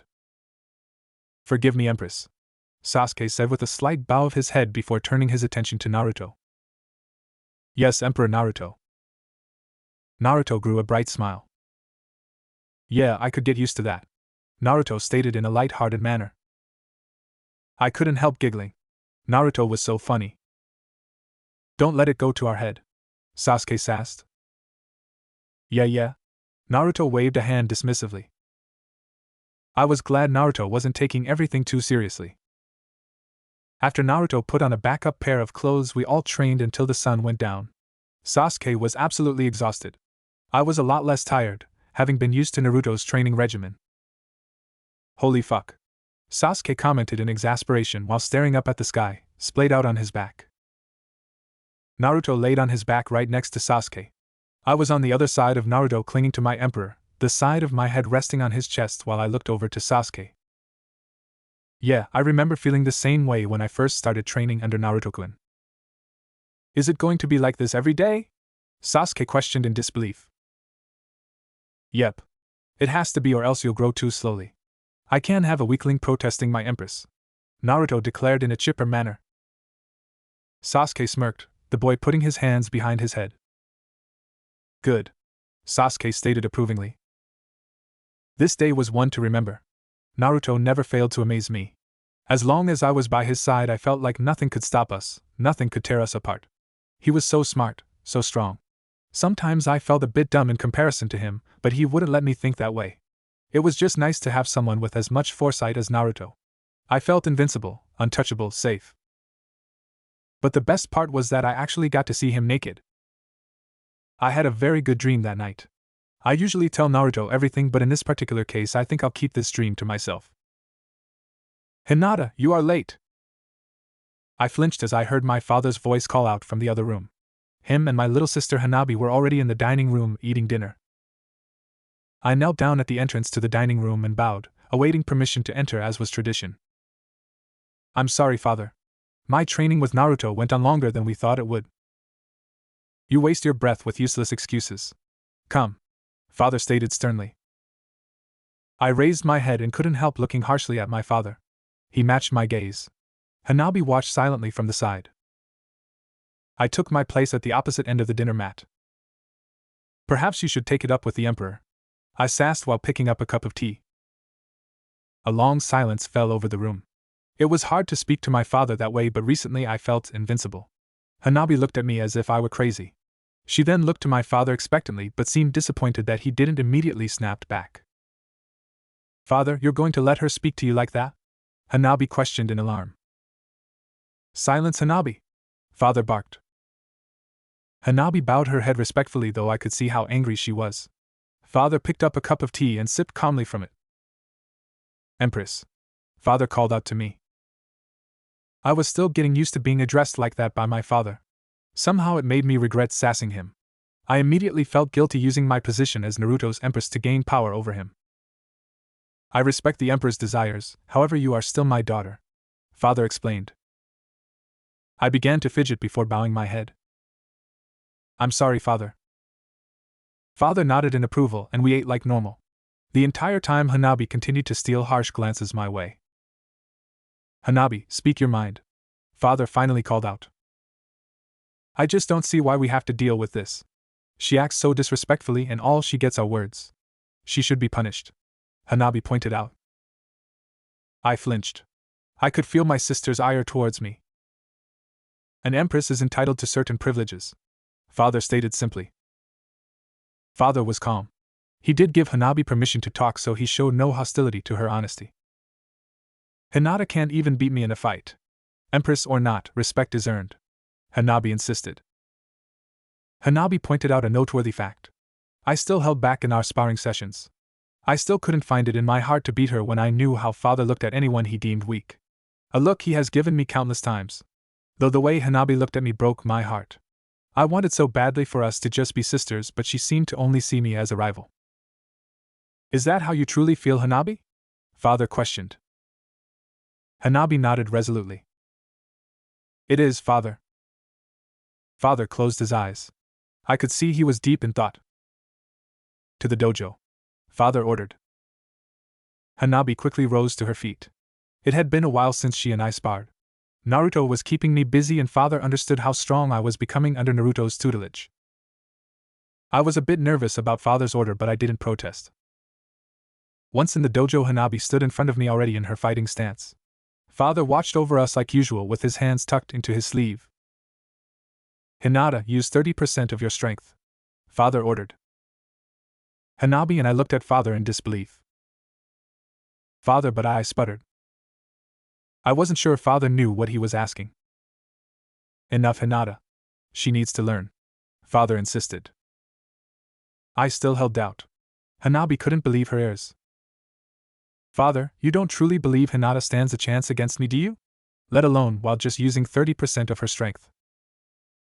Father ignored her, staring sternly at me. I gave a defeated nod. Yes, Father. I conceded. I closed my eyes in focus. I prepared my chakra. I had to make sure it was no higher than 30%. If I went even a little bit over, then my attack might kill her. Hanabi was still doubtful. Begin, Father ordered. Hanabi charged immediately, the girl thrusting a palm towards me. It was over in a second. I sidestepped her attack easily and swept out my leg towards her, ducking under her arm and delivering a powerful palm to her heart. Chakra exploded from her back. The hard part of the fight was directing my palm blast in such a way so as to only scathe her organs and knock the wind out of her like I did to Sasuke. Still, at 30% power it was hard to control the energy. Hanabi fell over immediately, the girl dropping to her knees and grabbing her chest in pain. Hanabi! I shouted in panic. I hoped she was okay. Hinata, step away from Hanabi, Father called out. I froze, hesitating for a moment before nodding and taking steps back. He moved over to Hanabi. She was struggling to breath. He looked down at her harshly. Hinata has held back for quite some time. All to save you the embarrassment of defeat. You should show her far more respect. Father lectured before turning to me. Yet your restraint is also your weakness. You disrespect your sister's efforts by denying her the experience of defeat. Were it not for the Emperor, your soft heart could spell doom for this family. I turned my gaze away, wrapping my arms around myself. Even in victory, Father always found a way to put me down. Empress. Father addressed me with a respectful bow before turning his back and leaving us alone in the dojo. Hanabi and I maintained an awkward silence while she recovered. I finally walked up and reached out in an attempt to help her up. She slapped my hand away. I don't need your help, she spat. I was on the brink of tears. I'm sorry. That was all I could think of saying. How long? She questioned in an angry tone. How long? I was a bit confused. How long have you been holding back? I was afraid to answer. Since the beginning. She gritted her teeth. You've always been this strong? I shook my head. Not at first. I only became really strong after Naruto-kun started training me. Hanabi finally rose to her feet and crossed her arms. The Emperor? She said with a scoff. I was a bit upset that she said Naruto's title so disrespectfully, but I didn't want to be too combative. Yes, the Emperor. She rolled her eyes. I frowned. I think you should show him a little more respect. Even Father has accepted Naruto-kun as Emperor. I spoke meekly. She turned her back to me. Father has forgotten his Hyuuga pride, Hanabi declared. I gasped, placing my hands over my mouth. You can't mean that, Hanabi. She began to walk away. What if I introduced you? You could see how strong Naruto-kun is. Maybe you can see why Father respects him, I proposed. Hanabi stopped. I could tell she was thinking it over. Also, maybe he can share his power with you. I know you want to lead the clan one day.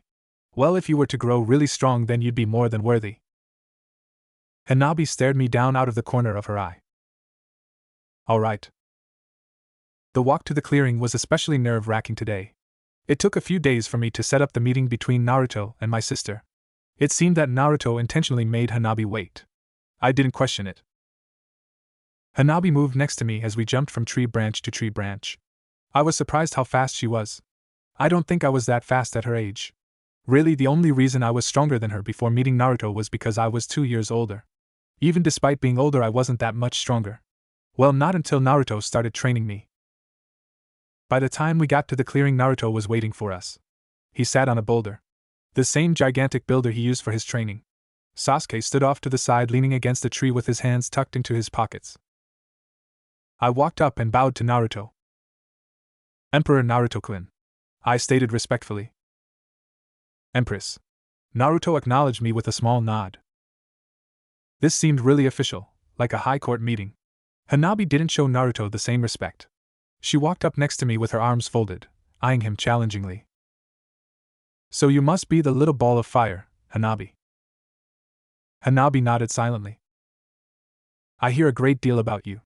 And I'm sure you've heard about me, given that your father is one of my most useful and loyal subjects.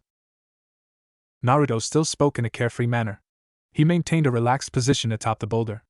It kind of served as an impromptu throne. Don't speak about my father that way.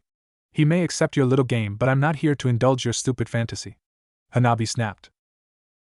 I let out an audible gasp. I could see Naruto's gaze growing more serious. Naruto-kun, please, she doesn't know, I began to plead. Naruto raised a hand. I went silent right away. He then did a waving motion, and I immediately stepped to the side, leaving Hanabi alone to face Naruto. Naruto stood up from his throne and walked forward towards my sister. It's interesting that you would speak to me in such a disrespectful way.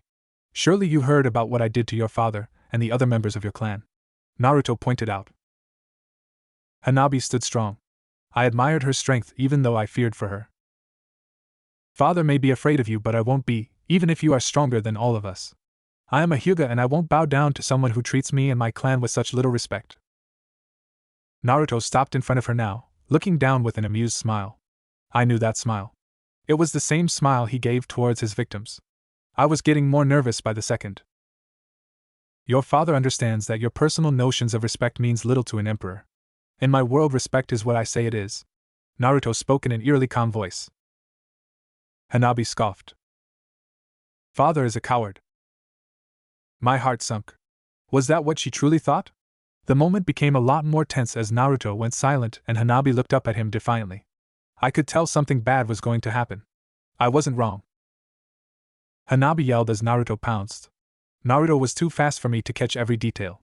One moment Naruto stood calmly, the next moment Naruto had Hanabi pinned on the ground. Get off me! Hanabi screamed. Naruto ignored her, putting a hand to her throat and squeezing. I could see her hands grabbing desperately at his wrists. Naruto! I pleaded. He sent me an intense look and I immediately backed down, bowing my head submissively. I thought for a moment that Kyuubi might have taken over, but no, Naruto's eyes were still blue. This was my Naruto. He settled his gaze back on Hanabi, who was struggling for breath. Then he did the unspeakable. He ripped off her jacket, exposing her fishnet shirt below. Soon that was torn away as well. Now her budding chest was completely exposed. Naruto. Sasuke spoke up now. Silence. Naruto's powerful, demonic voice boomed. Sasuke gritted his teeth but backed down as well, looking away now. Tears poured from Hanabi's eyes as he yanked her pants down, leaving her in just her panties. You call him a coward, yet look at you. I can smell your fear. Naruto barked. Hanabi's entire body was trembling. She closed her thighs, but Naruto wouldn't have it. With a firm motion, Naruto forced her thighs apart just enough to grab at her panty-covered crotch, groping her roughly. This is the world he fears, the fate he fears for his daughters, for his clan. If you believe yourself stronger than him, then stop me, push me away. Naruto's deep voice growled. Hanabi was a mess, the girl squirming as Naruto's hands rubbed against her nethers. Stop me! Naruto ordered. I can't! Hanabi screamed. Naruto paused now, staring down at her with a narrowed gaze. I finally saw just how terrified she was. Moments ago Hanabi seemed like an immovable mountain, but now she just seemed like a scared little girl. Because that's exactly what she was. Naruto leaned down and breathed huskily against her neck. She turned her head away and continued to cry. I could hear soft whimpers coming from her. Say my name, Naruto whispered. The Emperor. What? Emperor Naruto, she squealed. What else? I'm sorry, Emperor Naruto, Hanabi whimpered. Naruto seemed satisfied with that. He backed away, standing up to leave Hanabi whimpering on her back. He then nodded over to me. As soon as I got that signal, I sprinted over to Hanabi and kneeled at her side. She immediately jumped at me, burying her face in my chest and bawling her eyes out. All I could do was hold her close and caress her head like mother used to do for me. Naruto returned to his rocky throne and took a seat. Welp, now that that's out of the way, I expect to see you here first thing in the morning? Naruto called out in a chipper voice. He was back to his carefree attitude as if nothing happened. Hanabi looked over to him with a tentative glance. I need you to be strong so something like that can never happen to you or anyone in my police force. Hell, anyone at all for that matter. Naruto explained. Even I had a confused look. Naruto grinned. The Hyuuga clan will be the enforcers of my new world.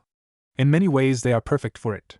I'm going to create a world where murder, rape, or even maiming someone is punishable by death. That will apply even to my police force. Everyone will be treated the same except for the few individuals I grant exception to. Given that, I can't have a police force that is violating the law. You have to be able to enforce the law without breaking it. The Hyuuga clan is perfect for that. With your gentle fist style you can subdue lawbreakers and bring them in relatively unharmed to await my judgment. Naruto explained. Everyone listened attentively to Naruto's vision. Your father isn't a coward. He is far wiser than you know. He has secured the future of his clan, but most importantly, ensured the safety of his daughters, so you will never have to endure anything like what I just put you through, or worse. My eyes widened in realization. It was a tough lesson, but now that I could see Naruto's mindset, it made me feel a lot better. I just wished he found a less harsh way to prove his point. Hanabi, after your father either passes or becomes too old, you will lead the clan, my police force. You need to be strong. From this day forward you will train directly under me just like Sasuke and Hinata. It will be your responsibility to make sure that things like this never happen to anyone you care about again. And in my empire I expect you to protect all my subjects," Naruto declared. Hanabi hesitated but nodded. Her strength seemed to have returned. "Yes, Emperor," she stated obediently while rising to her feet on her own and bowing her head. She was still without a shirt. I took off my jacket and put it over her shoulders. She was hesitant at first, but she didn't resist. "Take care of her tonight, Hinata-chan," Naruto instructed. "Yes, Emperor Naruto-kun," I replied obediently while leading Hanabi away. Hanabi leaned into me. She was still shaking, but somehow I felt that this experience would bring us closer. General POV. "Was that really necessary?" Sasuke asked while walking over. Naruto rubbed the side of his neck casually. "Maybe not, but at least I got my point across. A girl like that, I didn't think words would have been enough," Naruto explained. Still though, Sasuke frowned. Naruto smirked. "Come on, Sasuke. You thought subduing the world was going to be easy?" Sasuke shrugged. "I guess it's just a bit different when you see what it looks like firsthand." Naruto nodded in understanding. "I hear ya," Naruto said while standing and picking up the large boulder. He began to do squats. "I feel I should warn you, Sasuke, I'm going to do a lot worse in the coming days. And I'm not going to feel a bit bad about it. The people of this world need a firm hand," Naruto stated resolutely. Sasuke got into a fighting stance and began to deliver powerful kicks to Naruto's body. This was endurance training for both of them. Naruto shrugged off the kicks while Sasuke endured the feeling of attacking what felt like a stone wall. "Yeah, that's fine. Just warn me next time." Naruto smirked once more. "I'll think about it." Sasuke rolled his eyes as he delivered another kick. "You're an evil bastard, you know that, right?" Sasuke half joked. "That's Emperor Evil Bastard to you." Both boys laughed jovially from the exchange, the two training until night fell. Hinata POV.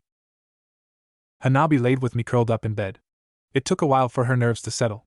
I'm glad she still let me hold her. It had been years since we did this. "Hinata," Hanabi whispered. I looked down at Hanabi, who had her head buried in my chest. "Yes, Hanabi? Is Naruto, Emperor Naruto, really going to take over the world?" Her voice was gentler than I've ever heard. "I think he will," I admitted honestly. She thought about my answer. "And you are really going to be an empress?" It still brought a smile to my face to think about it. "Yeah. I guess it won't be so bad to have an empress for a sister." The love and adoration I felt for her was beyond words. I squeezed her even tighter. She returned my affection. "I'll make sure you get tons of perks," I stated lightheartedly. She giggled.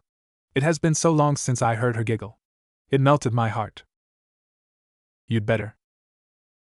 I'll have to thank Naruto later for making this possible. I was doubtful of his motives at first, but now the results were clear. I'll never doubt him again. "Good night, Hanabi-chan." "Good night, Hinata-ne-chan." My heart fluttered. I couldn't help thinking about the person that brought me and my sister closer. "Thank you, Naruto-kun."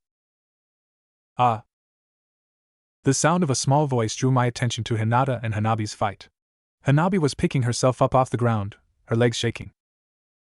"I don't really think this is working, Hanabi. If I held back a little more," Hinata began. "No! Don't hold back. I can take it. This is how I get stronger," the girl insisted while taking her fighting stance. Hinata frowned, but I could see that Hinata's kindness got in the way of her reason. Hanabi charged again, and moments later Hanabi was knocked on her ass.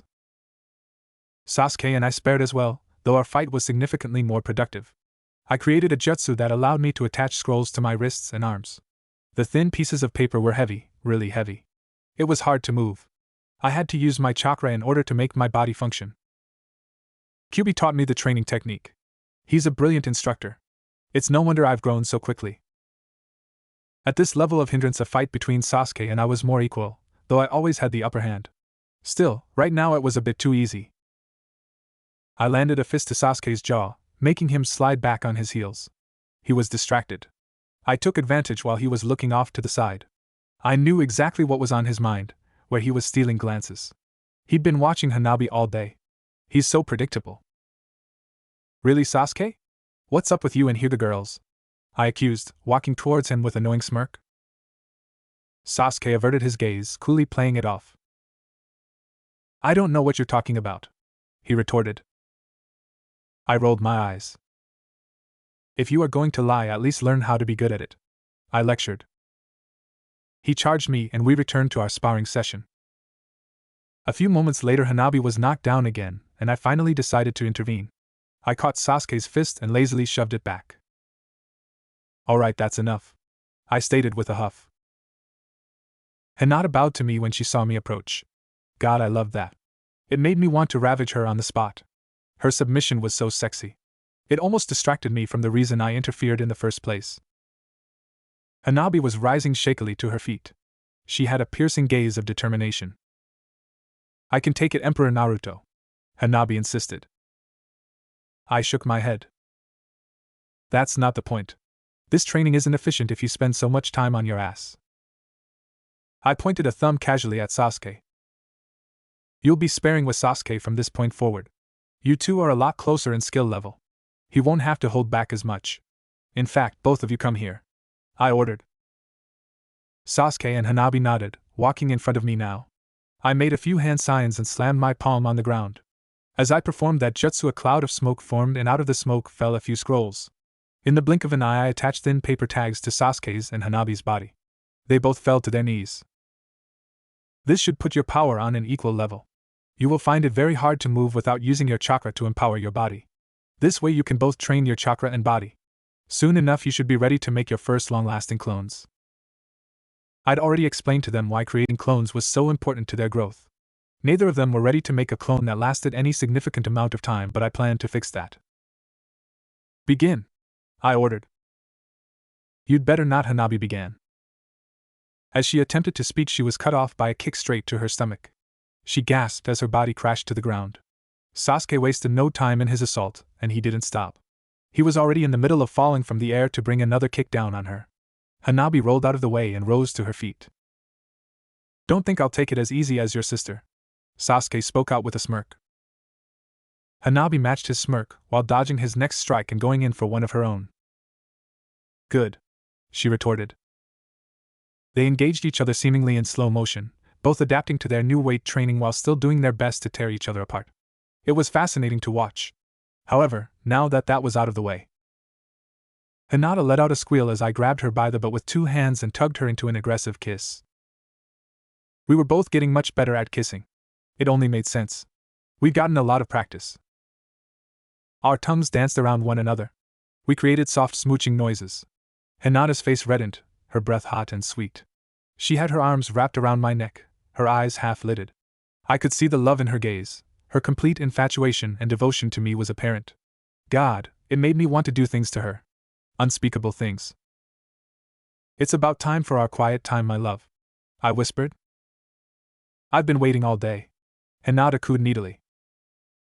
I let out a feral growl, tugging her even closer and giving her youthful, plump bottom a firm squeeze.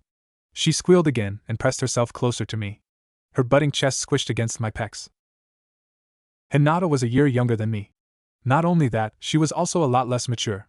With my clones constantly studying for me, observing the village, gaining experience and knowledge, I'd grown up faster than Hinata. In addition to that, I was already going through puberty. It took all my willpower to restrain myself from taking our relationship a step further. I'd read about what that would look like. Hell, I've seen it countless times. Now that I've been training for about 2 years, I've had a lot of time to learn. My clones had read every book in Konoha's public library multiple times. Of course, some books took more than one reading to fully understand, but with a few study techniques I'd mastered a ton of material. I've learned about subjects ranging from cooking, to gardening, war, even jutsu. By pulling some strings with Hinata's father and the Hyuuga clan, I was even able to gain access to a number of forbidden scrolls and study those. My knowledge has increased exponentially. Not only have I read and practiced the knowledge I've gained, a while back I started spying on the village. Hundreds of my clones, using henjutsu, spy on the everyday lives of the village. Sometimes my clones discuss themselves as people, animals, even random inconspicuous objects. The spying potential was limitlessness. It makes me question the ethical nature of these abilities. I'm surprised the Hokage and the council don't constantly spy on the village. It seems like it would be all too easy. I won't make that same mistake when I begin my new empire. By spying, I'm able to learn so much about human nature, human relationships. In the year I've been doing it, I've seen a lot, bore witness to things not normally befitting the eyes of a mere 12-year-old. However, I am no mere 12-year-old. Not by a long shot. I've seen cheating, murder, unspoken secrets, certain techniques. I can't wait to try a few particular techniques with Hinata, but again, she's not ready and there is too much still to be done. I shouldn't complicate our relationship until I prepare her a bit more. A few more years should do it. Alright, that's enough for today. We'll pick things up first thing in the morning, I called out, making Sasuke and Hanabi stop their sparring. I still held Hinata close in my arms. I was eager to return to our special spot and watch the sun set. It's not even night time. I could go for at least a few more hours, Hanabi complained. Same here. Sasuke spoke up in support of her. If you want us to grow strong as fast as possible, then we should be training at our full potential. Sasuke agrees with me. Right, Sasuke? Hanabi stated while standing up straight and crossing her arms. Sasuke tucked his hands in his pockets and took on his cool, casual, careless posture. She has a point, Sasuke chimed in. I looked over to Sasuke with a knowing smirk. He scoffed and looked away. Shut up. Sasuke spoke without me even needing to say anything. He knew exactly what I was thinking. I waved a hand dismissively. If you two want to kill yourselves in training, then that's fine by me. Just do it far away from here. I have a hot date, I declared while giving Hinata a smack on the butt. I loved making her squeak. We walked away with my arm wrapped securely around Hinata's waist. She leaned against me. She was the perfect girl for me. Hey, we can train at my place. I have this huge backyard by the lake. It's the Uchiha complex, so no one will bother us. Plus, no one will be freaked out if we go all out during the sparring session. We can even use our strongest jutsu if we want. I heard Sasuke propose towards Hanabi. I glanced back to watch them. Oh, I've never been to the Uchiha complex before, Hanabi said in surprise. Sasuke shrugged. First time for everything. Sometimes I can even show you around. It's whatever. Hanabi nodded and the two were gone a moment later. I'm glad they are getting along. Hinata's gentle voice spoke out. My attention was snapped back to her. I grinned. Yes, sure. If that's what you want to call it, I joked before suddenly picking Hinata up bridal style. She let out a surprised shriek and giggled innocently. I couldn't wait to get our special place near the river. We arrived at our favorite spot in a matter of seconds. It was near a small waterfall. It gave a perfect view of the sunset. I wasted no time in laying down with Hinata and thrusting my tongue into her mouth. She sighed and swooned as we fell into that sweet make-out session. This was easily my favorite part of the day. Hinata. Hinata-ne-chan? Yes, Hanabi-chan? Hanabi paused. I could see she was lost in thought. We laid in my bed, snuggled close. Her head was resting comfortably atop my chest. She loved the soft cushion. Ever since Hanabi started training under Naruto, we continued to sleep together. In the past few weeks, we'd only grown closer. Naruto was a bit disappointed that we weren't sleeping together, but he understood my desire to reconnect with my sister after all these years of being bitter rivals. I'm glad he supports me, though I wouldn't hesitate to sleep with him if he insisted. So, what's it like to have a boyfriend? My eyes widened at that question. It definitely wasn't something I was prepared to answer. Nor was it something I expected to come from her. She was still only 9 years old. Sure, I'm 11 and I have a boyfriend, but still. I fidgeted nervously. Well, it's different for everyone, I think, I answered evasively. Hanabi frowned. I know that. But what about you? You both seem happy. A small smile formed on my lips. We are. Hanabi nodded. So do you know if Sasuke has a girlfriend? What? I began to cough involuntarily. She was looking up at me for answers and I couldn't even look her in the eye. My face must have been red as a tomato. I don't think so. I was so not ready for this conversation. Hanabi frowned at my response. Why not? I mean, he seems cool. You would think that a lot of girls would like him. She went on. I still couldn't look at her. I guess a lot of girls in class do, but he doesn't really pay attention to them, I explained. Hanabi's frown deepened. Why not? I shook my head. I don't know. You'd have to ask him. She shook her head this time, giving a huff. No, I can't. It would be weird for me to ask that. He might think I'm uncool. Hanabi protested. I sighed and stared up at the ceiling. Oh gods. The next day. Ha! HM. I could tell that Sasuke was really improving with his training. I spared with him now. This gave Naruto a chance to gauge how well Hanabi was improving. He was sparring with her a ways away. You've gotten so strong, Sasuke.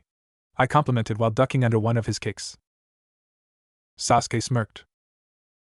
Sure, but I can tell you are still holding back. Me and your sister are a much better match. Sasuke responded. My eyes widened. I don't think Sasuke realized the implications of that sentence. I bit into my bottom lip. I choose my words carefully. So what do you think about Hanabi? I couldn't help the small blush tinting my cheeks as I asked the question. Sasuke didn't seem to notice. He gave a careless shrug. She's cool. Like I said, she and I are much more close in strength, so it's nice training with her. We push each other's limits. I nodded in understanding. That's good. Sasuke raised a brow at my lackluster response. I think he sensed that I had more to say. Look, you don't have to worry about me hitting on her or whatever. I'm done with girls. Sasuke explained. I went wide-eyed. What? I was so thrown off by his words that I barely managed to block a fist he sent my way. I was thrown off balance. Sasuke took the opportunity to duck low and trip my feet from under me. I crashed flat on my back. Sasuke stood over me with one hand in his pocket, his other hand outstretched to help me up. I'm focusing on my training now. I have no time for girls, so you don't have to worry about me doing to Hanabi what I did to you. I took Sasuke's hand and got up. I began to poke my fingers together. It was hard to decide how to talk about this. It's okay. You didn't know that Naruto and I were together. Plus, I'm sure most girls would have liked it. I sputtered.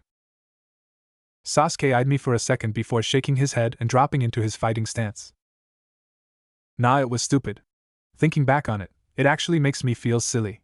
I was so convinced that you liked me that I completely misinterpreted your behavior. It made me realize that there is a lot about girls I don't understand. If I took the time to practice and went through trial and error, I could get better at it, but who has time for that? Sasuke said while charging me and starting his attack up again. I felt my heart sink. I'm sorry I did that to you. Don't be. It's not your fault. It was my mistake. Live and learn.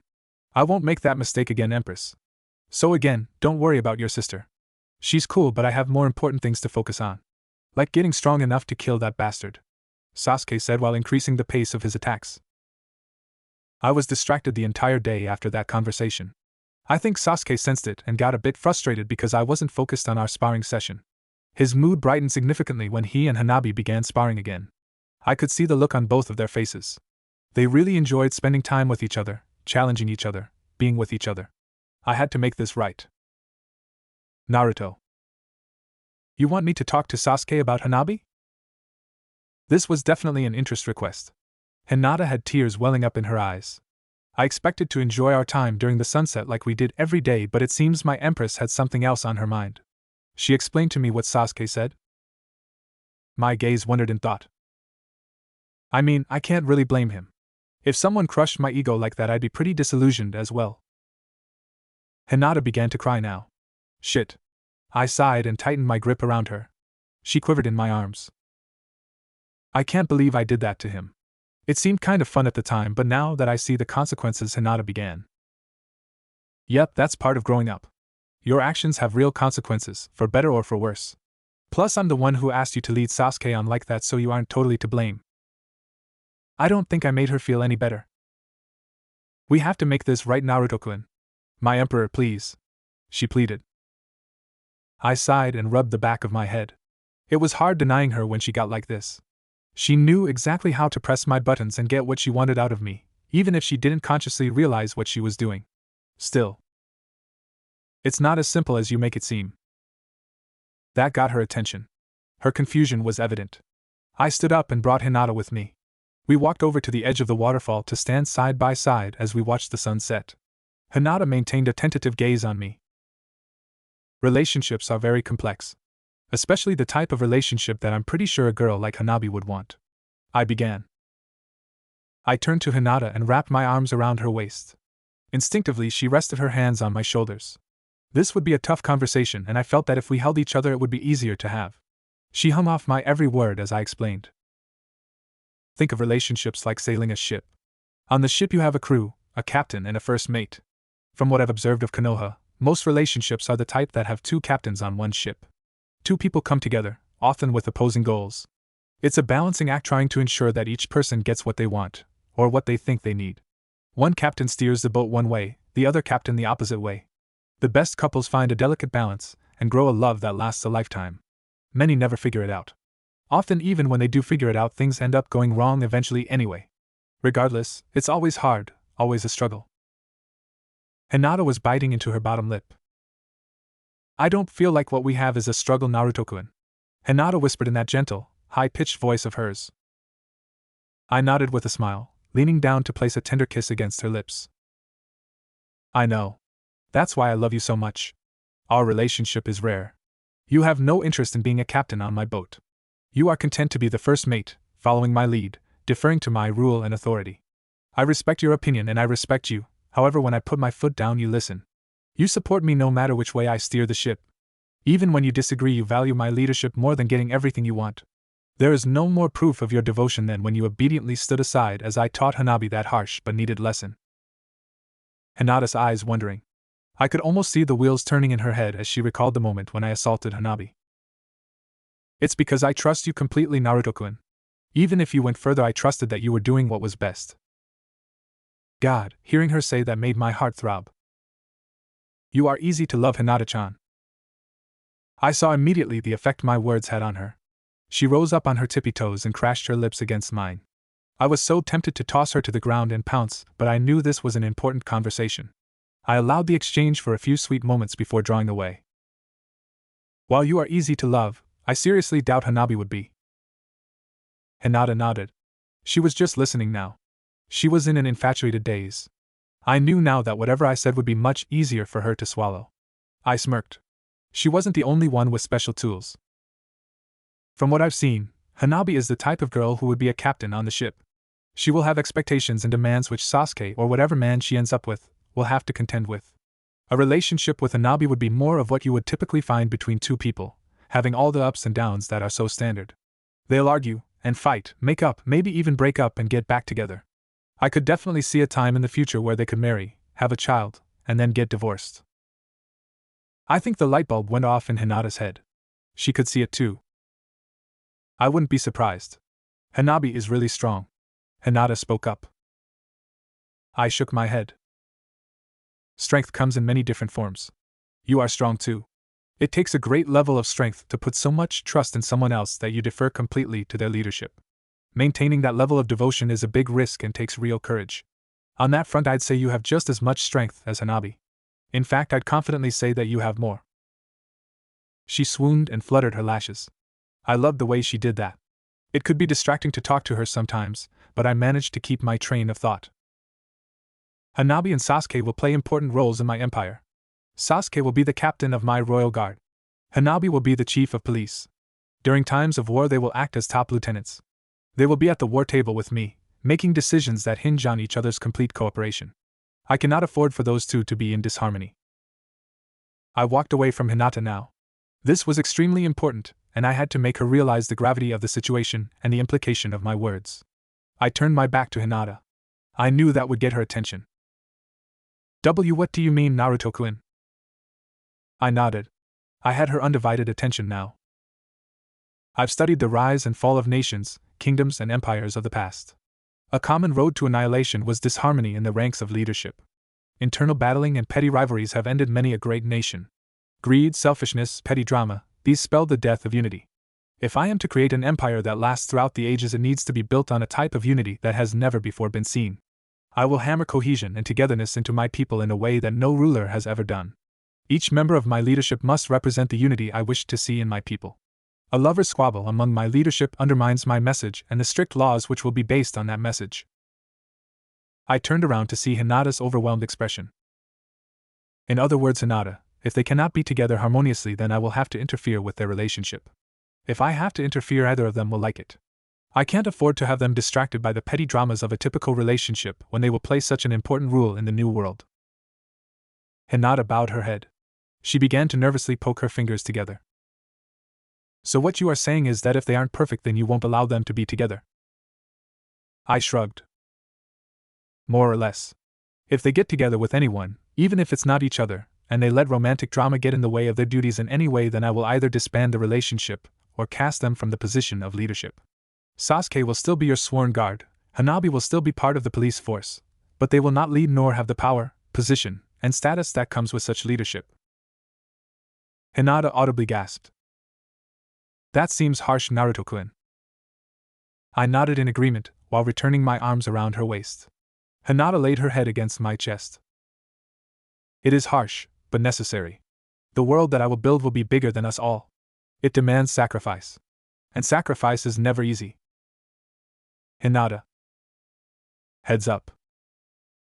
Sasuke caught an apple that Hanabi threw towards him. He was sitting down, relaxing his back against a tree. Hanabi sat next to Sasuke. The two were taking a break, casually eating an apple next to each other. I sat on Naruto's lap, watching with a conflicted gaze. It was clear how both of them felt.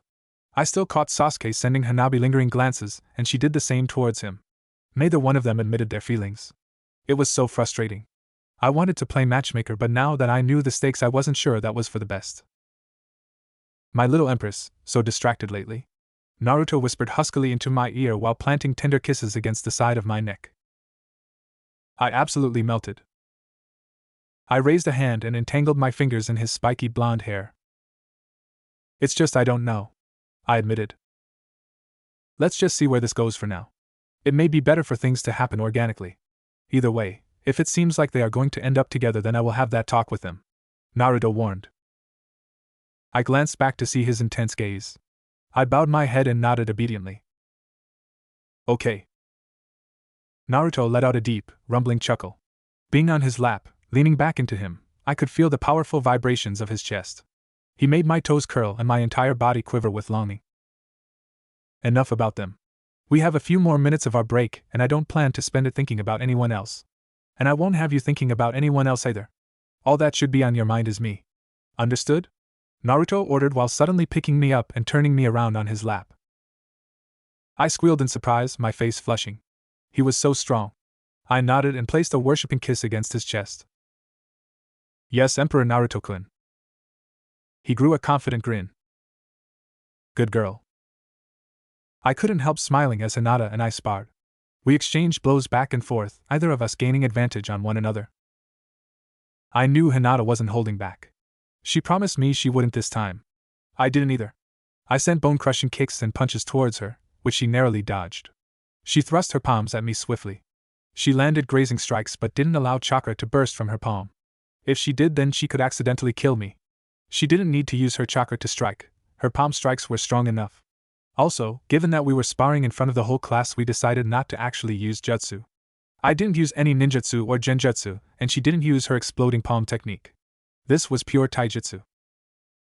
Given how strong we both were, it would have been very alarming for the class to watch us move at our true speed. So instead, Hinata and I wore gravity tags under our clothes, slowing us down significantly.